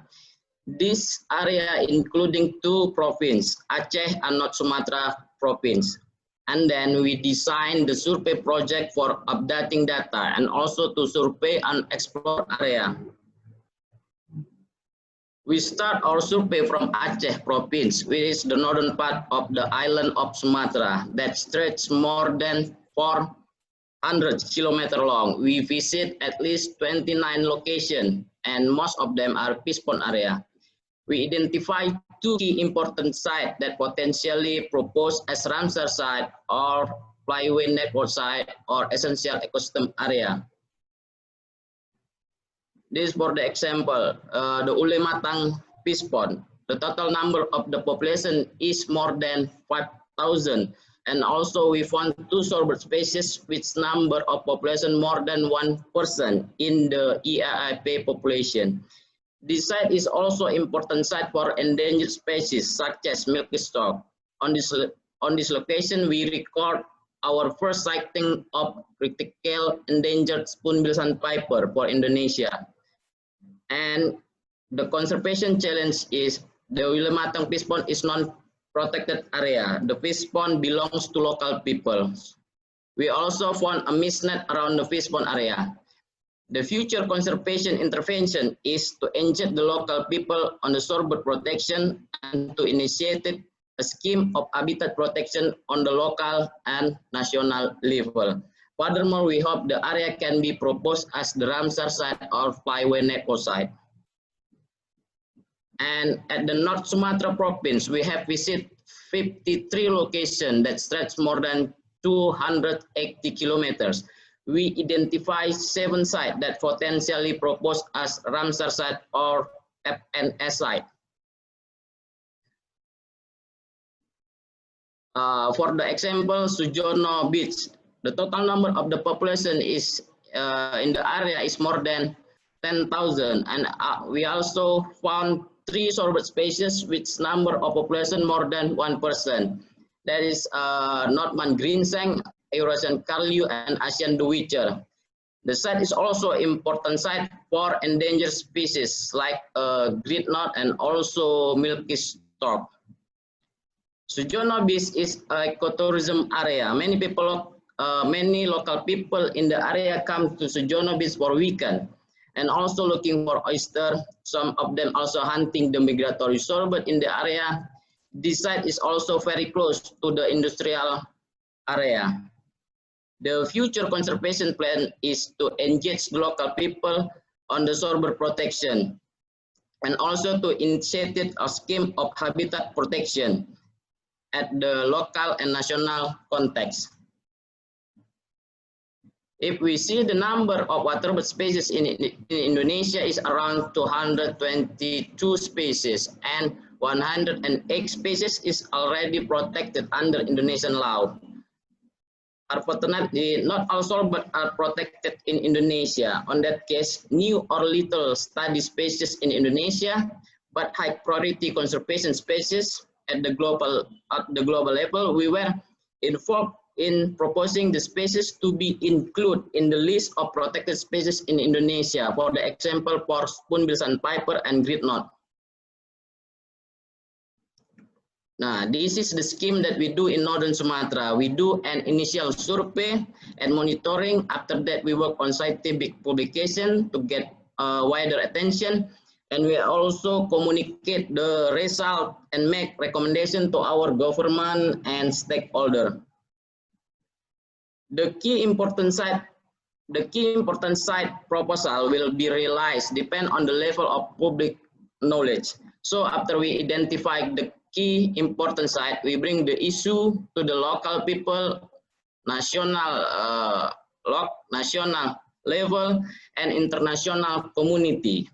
At the national level, we inform our study result in the national action plan. So we propose some recommendation to the authority government to include the key important site to the protected scheme. Okay, finally, what I want to say, it takes time to be able to connect some of the step by step that includes studies, make a connection with local communities, and make sustainable communication with the government. So maybe you can start today. Thank you very much. Okay, thank you very much for the presentation to Mr. Chairunas Putra.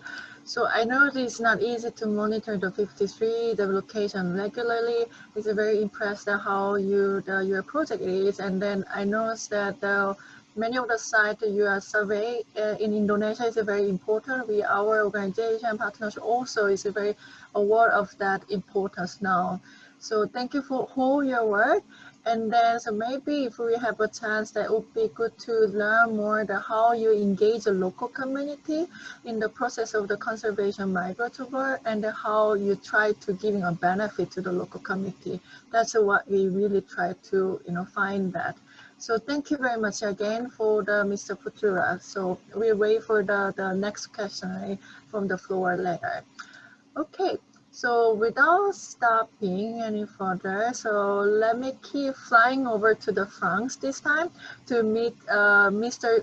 Hugo Ferreira from University of the Aveiro. Sorry for my poor pronunciation. Sorry, my apologies.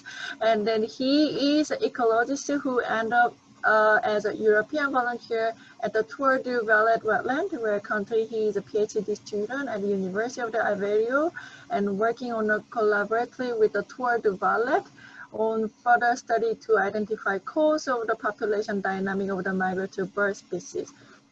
So he will further illustrate his life story and the experience to us. So please welcome Mr. Hugo.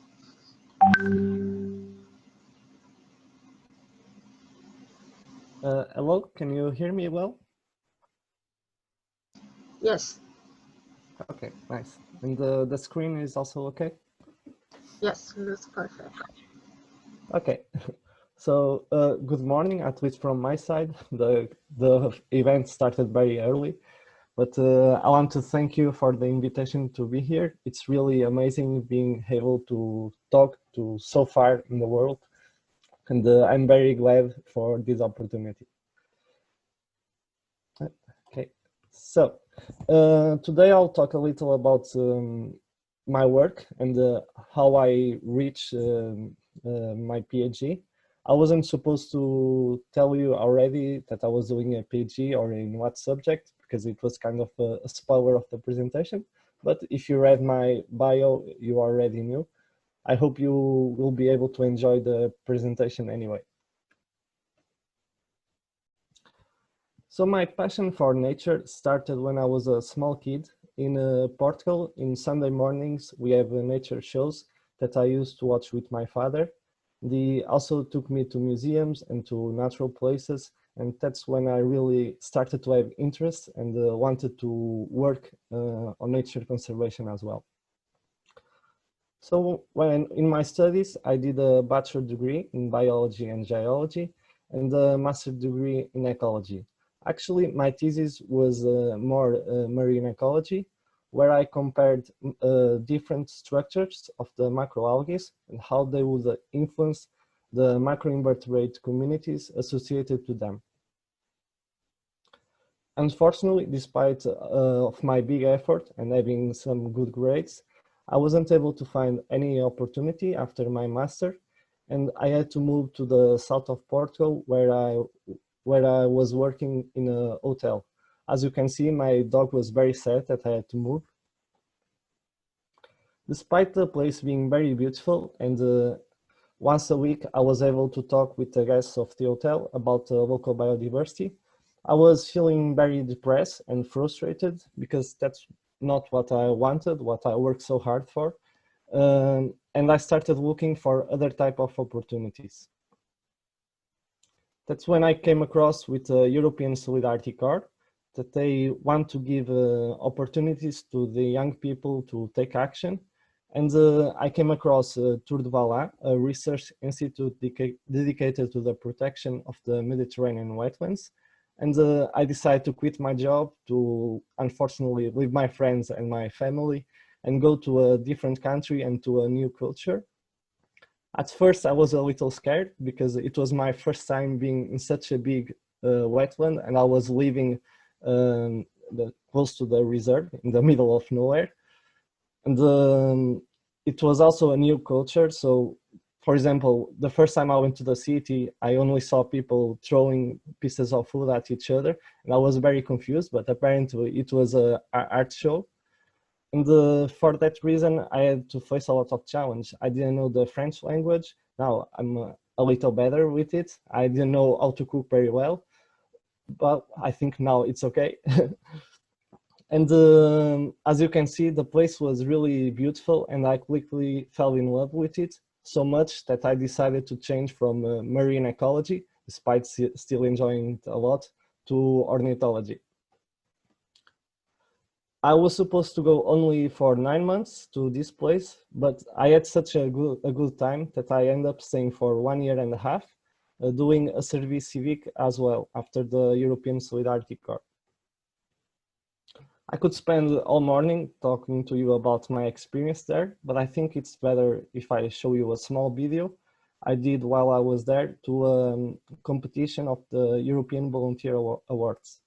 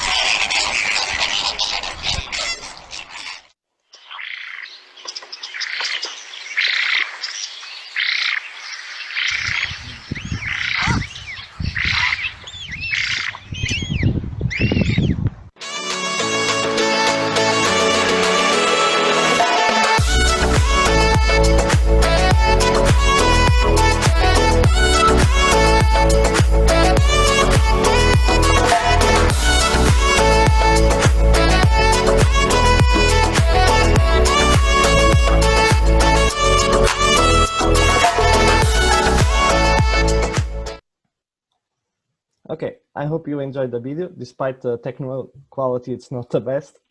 So what about now?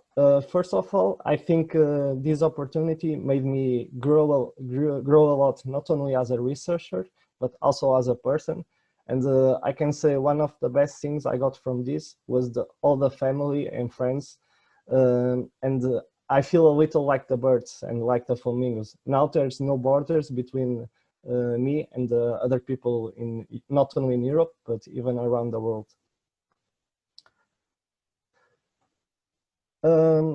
Also, I think science and youth are two things that can complement each other very well.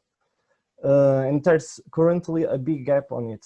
By this, I mean, there's a lot of young people and students that want to do more.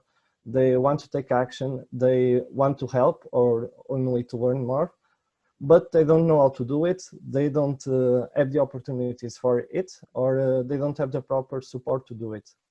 And there's also a lot of researchers and organizations that are in desperate need for help, for people to aid them in their research or collection of data or other stuff, even environmental education, but they can't find the help for it, or they don't have the way to proper support the people helping them.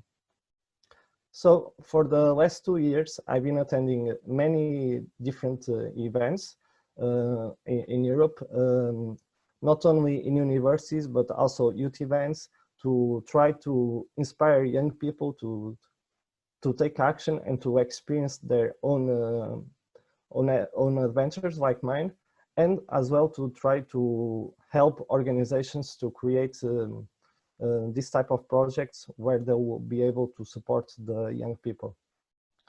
I can also say that I've been advocating for the conservation of wetlands, and I'm very proud to tell you that I'm one of the ambassadors of Power of Wetlands campaign. And the other thing that I'm very happy to tell you, and you already know, is that I successfully managed to get a grant, and I'll be a PhD student of a Portuguese university in Turk, the place where I did my volunteer. And some of the data I collected during my volunteer will be used in the PhD. So you never know what can come up from this type of experience. I'll be studying the demographic process of a long-distance migratory waterbird, the Eurasian spoonbill. One more spoonbill today. And my study population, as you might expect, is located in Camargue, south of France. And in 2008, Turk started a ringing program of this population, and we already ringed more than 3,000 birds and have more than 10,000 resightings. The interesting part of this population is that it was formed by spoonbills coming from the Netherlands and Italy. So there's some particularities to it. For example, for the wintering strategies, they can follow the East Atlantic Flyway, reaching countries like Senegal and Mauritania. They can stay around the Mediterranean basin, reaching countries like Tunisia, Algeria, and Italy, or they can simply stay in France as residents. Currently, we think this resident population is growing, but we are still looking at the data. In my PhD, I will compare these different strategies and try to see their influence in the survival of the spoonbill. Another part of my PhD will be more focused in the local movements. Camargue is a very special place because it's very heterogeneous and a big mix of different types of land usage, from rice fields, salt pans, regional protected areas, national, private. It's really very diverse. So it will be interesting to see how breeders obtain resources from this landscape, and how, which type of habitats the juveniles are using to rest and forage. The final aim of my PhD, it's not only to learn more about these fantastic animals, but also hopefully provide advocacy measures for the conservation of wetlands. Thank you for your attention. I hope you enjoyed the presentation, and feel free to contact me, and or even if you just want to talk, feel free to do it. Thanks. Thank you very much, Hugo. I already seen that the many comments here. Wow, wow, amazing. So thank you very much for sharing your really personal story and adventure story with from the grant. And I'm really sure that many of the participants want to hear more about your story more in detail, and how you contributed to the Power of the Wetland project and different activity you have been done. I think 20 minutes was not really enough. I also want to hear more about story and then your project beyond our flower as well. So thank you very much, and I'm sure that there will be lots of the question on this presentation as well. So please hold it a little bit, and we will have another speaker presentation. So it's very interesting, the presentation as well. So Miss Frankie Turk from the RE-PEAT Collective Europe from the Netherlands. So it's the last speaker we have now. And Miss Frankie Turk is a climate justice advocate involved with the topic of the peatland. So she will further present on the importance of peatland and the work of the RE-PEAT. So over to you, Miss Frankie Turk. Hello, everyone. Can you see? Oh, this is the wrong screen, right? We can hear you, but we cannot see your screen yet. Yeah, now I think we can see. Okay. Am I all set up? Yes. Okay. First of all, I just wanted to say this is so amazing being with everyone. It's so inspiring to see the way that the wetlands and the migratory birds and the internet all like coming across all the borders. It's really nice. So my name is Frankie and I'm from RE-PEAT. We are a new collective. We we formed just over a year ago, and we're now registered as a foundation in Amsterdam in the Netherlands, which we recently renamed the Floating Peatland City. Amsterdam, if you didn't know, is built on peatlands. A lot of the Netherlands as well as peatlands. So we're a volunteer-run organisation, and we have lots of different members from different countries, mostly around Europe. So I'm first of all going to play a little video, and you can get a little some more sense of what we're about. Oops. Yeah. So what's RE-PEAT?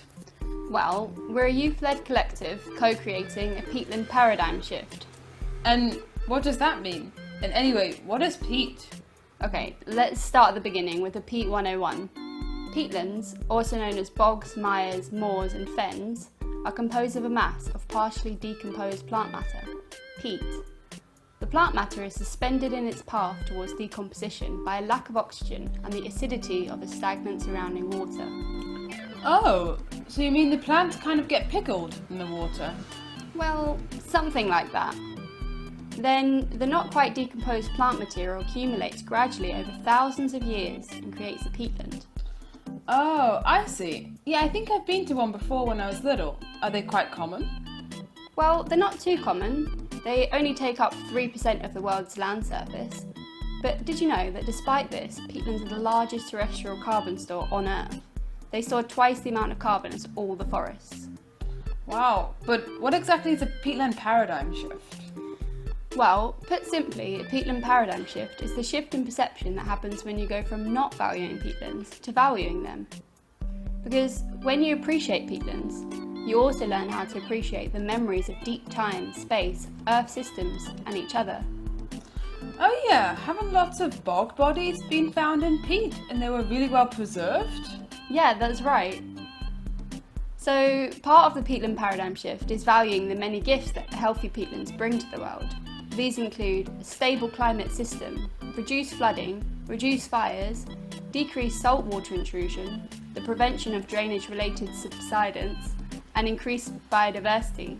You can even find lots of weird and wonderful flora and fauna, like the insect-eating sundew. Understanding the gravity of what the world would look like without them is also part of the peatland paradigm shift. Wow, peatlands seem to be really important for the planet. I had no idea.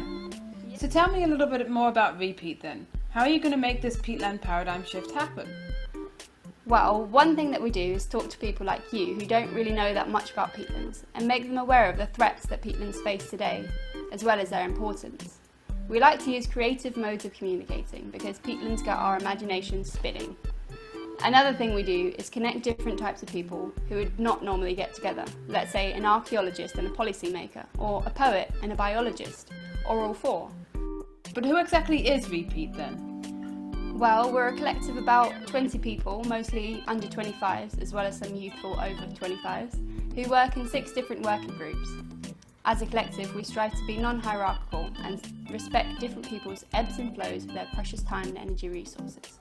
As a group, one of our main philosophies is the belief in the process, not just the outcome, which is exciting because that means we're always learning along the way.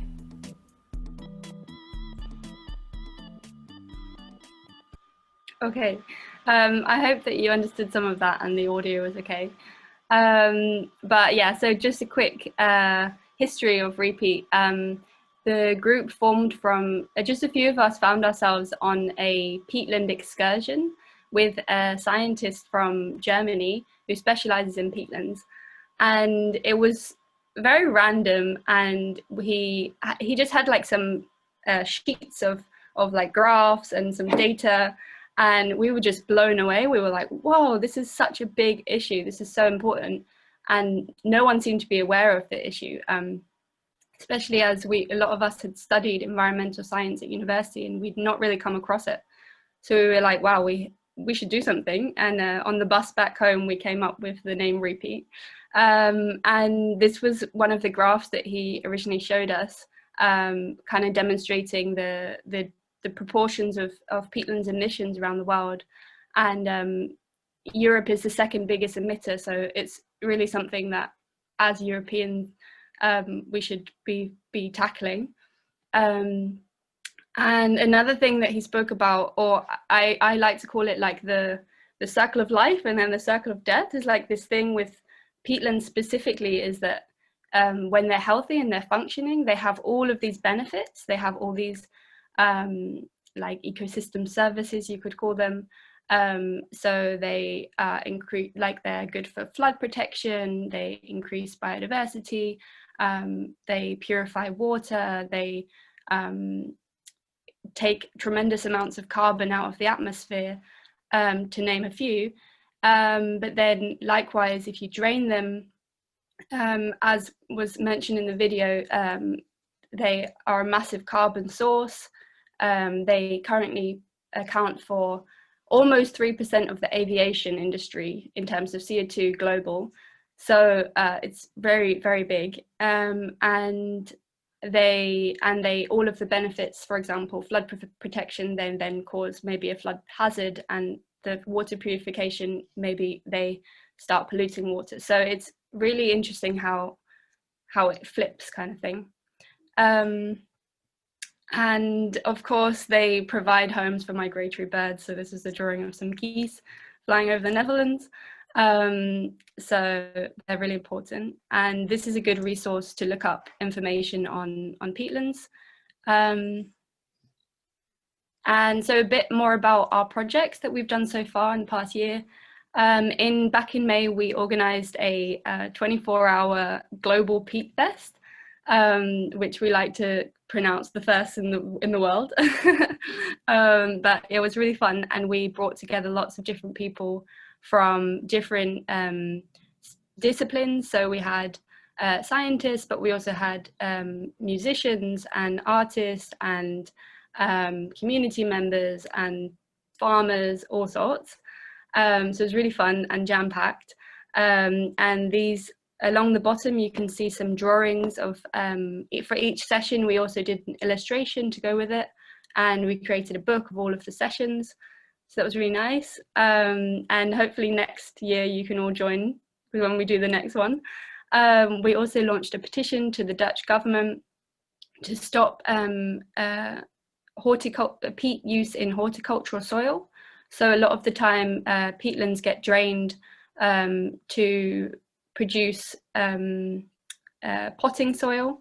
So yeah, this was a petition directly at the Dutch government. And the most recent biggest project we did was the Peat Anthology EU edition. So this was a collection of stories, anecdotes, letters, poems, all directed at the EU members of Parliament, relating to the EU Common Agricultural Policy. So this is a really big policy in the EU. It accounts for 40% of all EU budget, goes towards this agricultural fund. And right now it's, for example, funding drainage-based agriculture on peatlands, but not funding paludiculture, for example, which is agriculture on wet peatlands. And so it's really not making the connection of how valuable peatlands are. So we decided to go along with the more fact-based policy paper that was released by a number of NGOs. We decided to release something that was a lot more personal and maybe like community-led initiative, and to really get the policymakers to connect with the stories and the uniqueness and values from a different lens than just facts. So then we just also launched a crowdfunder. And these are some drawings from Peat Fest again. And this here in the corner, this big weird drawing that looks like a kind of shell is a drawing from a sketch from our new children's book. We're creating a peatland adventure story that's also going to be sold as part of our crowdfunder. And it also connects to a project that this doesn't have a slide because it's still in the works. But we want to create a pilot project in 5 schools in Ireland and 5 schools in Estonia, where we bring kind of like peatlands into the classroom, and then also take the kids to a local peatland and talk to them in the field or in the peat. So yeah, that's me done, and you can check out on social media. And yeah, thank you so much for having us, and I'm so excited to hear all of the rest of the talks. Thank you very much, and what a really inspiring story. I love the video and then your artwork and idea of the festival, so the crowdfunding and linking with the peatland and migratory birds. It's really, there is not many story about the peatland with this type of the artwork in our flowers. I think this is a really good idea that how you deliver to the audience and the general public, and I really look forward to hear from you some more story in the future. Okay, so since again the time is keep the behinding, so let me try to move to the Q&A session quickly. But before that, I really great thanks to all of our speakers again for wonderful presentation. It was even to me is very impressed to hear about your story and how you end up being in the conservation field for the migratory bird and wetland and the peatland and the different stories. It was really, really good. Thank you very much. And then now we have our second Q&A session with our 4 youth speakers. So you still have a chance. If you have any question, please quickly leave the message in our chat in the bottom of the Zoom application that we can pick that up. So we have several questions for the first 2 speakers. So let me start with maybe with the Pyae, Mr. Pyae Phyo Aung. So how did you convince the local community and hunter to participate in the conservation? So I also is very curious how you engage the local community and how you convince and then how you deliver the message. Why is the conservation for the migratory waterbird and the bird and the wetland is important? So Pyae, I would like to invite you for the answer. Thank you. Thank you for the question. So firstly, for the engagement with the local community, particularly the hunter, especially in the Myanmar, the wildlife law, so totally protected the migratory bird wildlife law. So those people who are hunter, they are relying on hunting. Even they don't have the other opportunity to do the other business. They are quite poor in the coastal area. If the forest department can arrest them, but after when they are arrested and then they come back to the field and then they doing hunting again, without they have other alternative. That is why we need to provide the alternative, the livelihood. Moreover, firstly that we need to setting up the trust building each other. If they don't trust us, our conservation is not successful for the long term. For example, when we conducted to the assessment survey to hunter, some of the hunters are run away when they saw us because of they think we are from forest department and taking to arrest something like this. This is why we explain that. So we have to, we like to know their actual economic status. And then we consider how to improve and how to provide the alternative way to stop the hunting mitigation in their area. And then they also are willing to participate and sign the stop hunting issue and also the participate in the conservation action. For example, when we are going to conduct the survey, that we invite them, and then they can get some also the extra income for hiring their boats, charges, and also the accompany with us for doing the patrolling and other monitoring activity. They have also gain other knowledge on conservation on waterbirds. That is, we engage with the local community. I think the first step is the trust building is very important to go another step. So that is why when you conduct with the social survey, particularly on the hunter, you have to very careful to better understand their actual mindset and also the how to deal with them for the long-term conservation. Okay, thank you very much for the answer. So let me know the question to the Mr. Chai.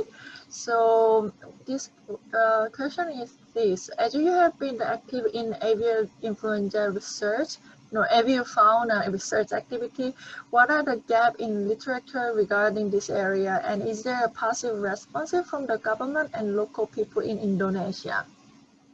Okay, thank you. I think for the shorebird research in Indonesia is still limited, as well as scientific publication. The migratory shorebird is not very well known, not like our charismatic species like Sumatran tiger, Sumatran rhino, orangutan, Sumatran orangutan. So there is no researchers want to study about the migratory shorebird in Indonesia. And then I think in Indonesia, we also active in Asian waterbird census every year that led by Wetlands International, and the data also transfer and communicate with our government in terms to conserve the key species or the key area in the future.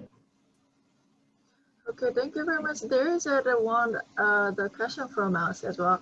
So it seems like you have a lot of field work. Do you normally work alone, or there's other young people in your organization work together? So how do you share your data, and then how do you share your data after survey to raise the awareness of the importance? Okay, we also after the survey, we also write a scientific publication, of course, yeah. And also during survey, we also participated or engage local people and local students in the area, like in Aceh, in Langsa, in where is our work. We also involve the student. So but we in our NGO, we not work with many people, so just maybe 2 or 3 people, and then if we have a survey program, we involve many people, young people in university to do research or study in that area. Okay, thank you very much. I hope that the answer is delivered to the participant. So now as I move to the Hugo. So the one question is from the floor is, so from the volunteer to working on the migratory birds, so how did you find the difference? What was the most difficult part to work toward? And then is it a good path to start as a volunteer to enter the conservation field? Now so you're giving advice to Korea how to get into this conservation field to the participants. So Hugo? Thank you for the question.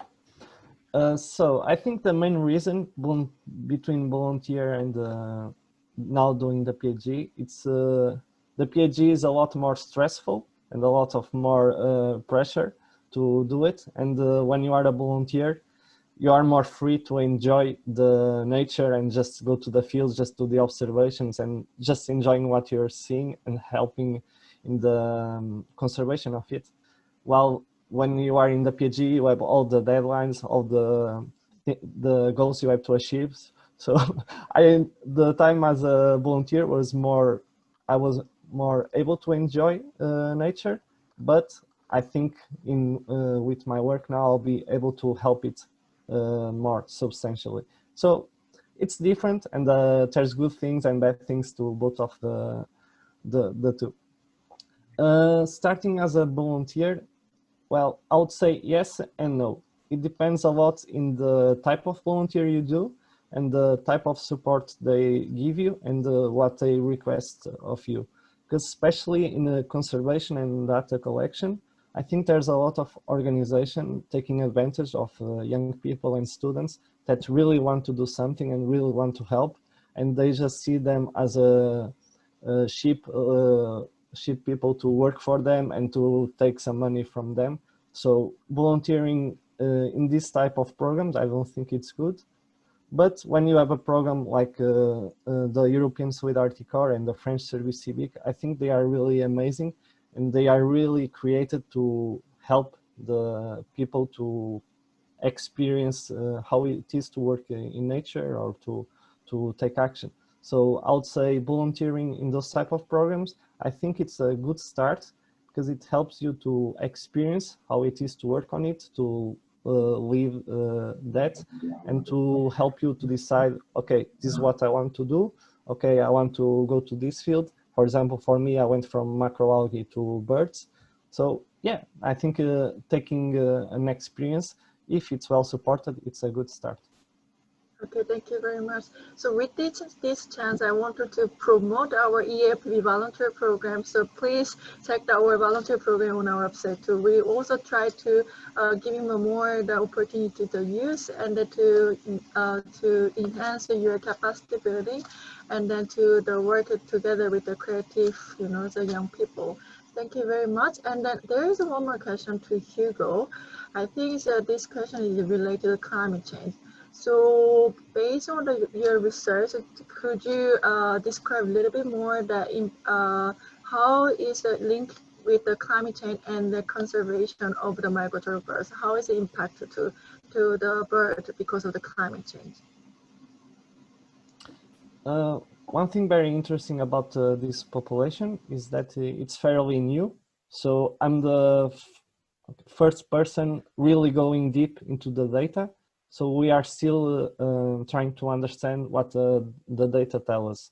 I can't give you a clear or a scientific answer for now, but maybe the birds are doing shorter distance migration from Europe, for example, due to the climate change. But again, I can't tell you for sure because we are still looking at the data. And we don't know as well if the different strategies of wintering of the spoonbill, it's because of genetics or because they were originated from the spoonbills coming from the Netherlands and Italy, if it's environmental factors or if it's social factors. They see adults and they follow what the adults do. So for now, I'm sorry, I can't give you a clear answer, but I hope in the future I'll be able to do it. Okay, so please leave your message or the comment in the Hugo as well. So our speaker will respond to you after checking the question later on. So now I move to the question to the Frankie. So the question is, as related to the environment education, is there a way that RE-PEAT is fostering the education field to highlight the importance of the peatland? Would you be able to answer for this question? Was the question, is there one way that we're doing it, or? Yes, I think, yeah, one way to do it. So the three main ways that we kind of say is collaboration, education, and reimagining. So this involves reaching out to different people, creative modes of communicating, and really also this idea of like interdisciplinarity, which is a long word, but kind of bringing together different disciplines. So bringing together maybe like archaeology, which is the study of like, I don't know how to explain archaeology, like when you find like old bones and stuff in the land, when you find, for example, bog bodies, and then maybe bringing in a scientist. So having this connection between different areas of knowledge is really valuable, I think, for getting the word out about peatlands and spreading it for through wide a reach as possible. Yeah, so that's kind of like a bit about what we do, but yeah. Okay, thank you very much. I think so because of the time, the limitations, so wanted to close this Q&A session now. So for those who have missed the opportunity to share your question, please use Hoover or application that to leave message, and we will interact with you after today's event. So sorry for that, I have missed some of the question because of the time. So thank you again for our whole speaker. So thank you very much for your engagement and the interaction and the giving us a lot of the inspiring the story. So thank you very much for all your contribution. Thank you. So now on, so I wanted to invite our organizing team to have the recap and the summary of the today's sessions. So I would like to hand over to Elise for the recap and summary of the today, and then invite Jisoo for the housekeeping note for tomorrow. Okay, so Elise, are you available? Yes, thank you very much, Hae-sung. And what a wonderful first day for the Flyway Youth Forum. It was starting with the opening speeches and then listening to all your presentations. It's first of all, thank you very much to everybody for sharing your experience, for sharing your time with us. What a fantastic and diverse work, which reflects incredibly the interdisciplinary, I'm using the long word, interdisciplinary abilities and the creativity of young people, and also the type of initiative and the meaningful opportunities that you have either developed within your career or within your volunteer opportunities, or even created yourself from scratch, you know, from this love of and passion for wetlands. I think there's a great amount of inspiration and motivation from all the presentations that we've heard. We've learned a lot about different types of conservation work where young people are engaged, from rivers in river valleys in Mongolia to mud flats in Japan and Indonesia, and it's just wonderful, such a wonderful illustration also of what young people are capable of. And so thanks a lot for sharing. I think COVID has really brought us to another world and another dynamic. And I'm glad to hear that some of you can continue with some of your work remotely, staying safe. And for sure, it's not the same. And field work will have to resume soon. And wetland conservation does depend on field work and this active action in the field. And I'm also sad to hear how deeply it's affected some of you, how this pandemic has affected some of you. And I realize that, you know, saving wetlands and migratory water birds takes great energy and time, courage and dedication, and even sacrifice at times. And it's really wonderful what you are all doing and contributing to. And I really hope that this community that you have together here right now, of the Flyway Youth Forum, can be a place of like support and of self-motivation for all of us, because it's really important work. And I can't wait to learn more about all your different initiatives and all your different all your efforts. Based on wonderful presentations, I know that the upcoming workshops that we're going to have for the rest of the week will be really, well, for tomorrow and next Saturday, will be really valuable, because I think we can learn a huge amount from each other. You know, hearing from your experience in context of advocacy. Several of you have mentioned different types of advocacy that you have led, as well as some, you know, research and monitoring techniques in peatlands and various types of wetlands, using very effective and creative ways to communicate about the importance of wetlands, and also the importance of local community engagement. And I think an important topic that we also need to talk about, and I think was addressed in different ways also, is this concept of environmental justice in wetland conservation. So really big thanks to everybody. Thanks, Haeson, for your amazing facilitation master of ceremony. It's been a wonderful first session. And I'll give it back to you, Haeson.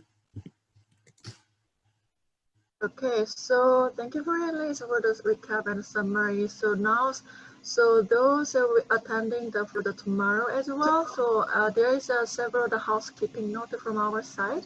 So let me invite Jisoo, one of the coordinator for this event, so to address some of the housekeeping notes. So Jisoo. Hi everyone, my name is Jisoo from the EAAFP Secretariat, and hope everyone is having a wonderful time during the forum. So I will quickly note you on the few reminders and information. So first off, please kindly fill out the Day 1 survey where the link is provided on the survey section of HOVA as shown. So your survey will foster our spirit and also will advise us furthermore in the forum to be happen in the future. Relating to this survey, I would also like to kindly remind you about a pre-survey as well. If you have not done yet, please don't forget to complete the pre-survey the soonest. And secondly, as you might be aware, the Flyway Youth Forum will continue tomorrow and the following weekend. So tomorrow we will have 2 plenary training workshops, one being youth advocacy in global policy agendas led by YW, starting at 9:30 a.m. Korean Standard Time.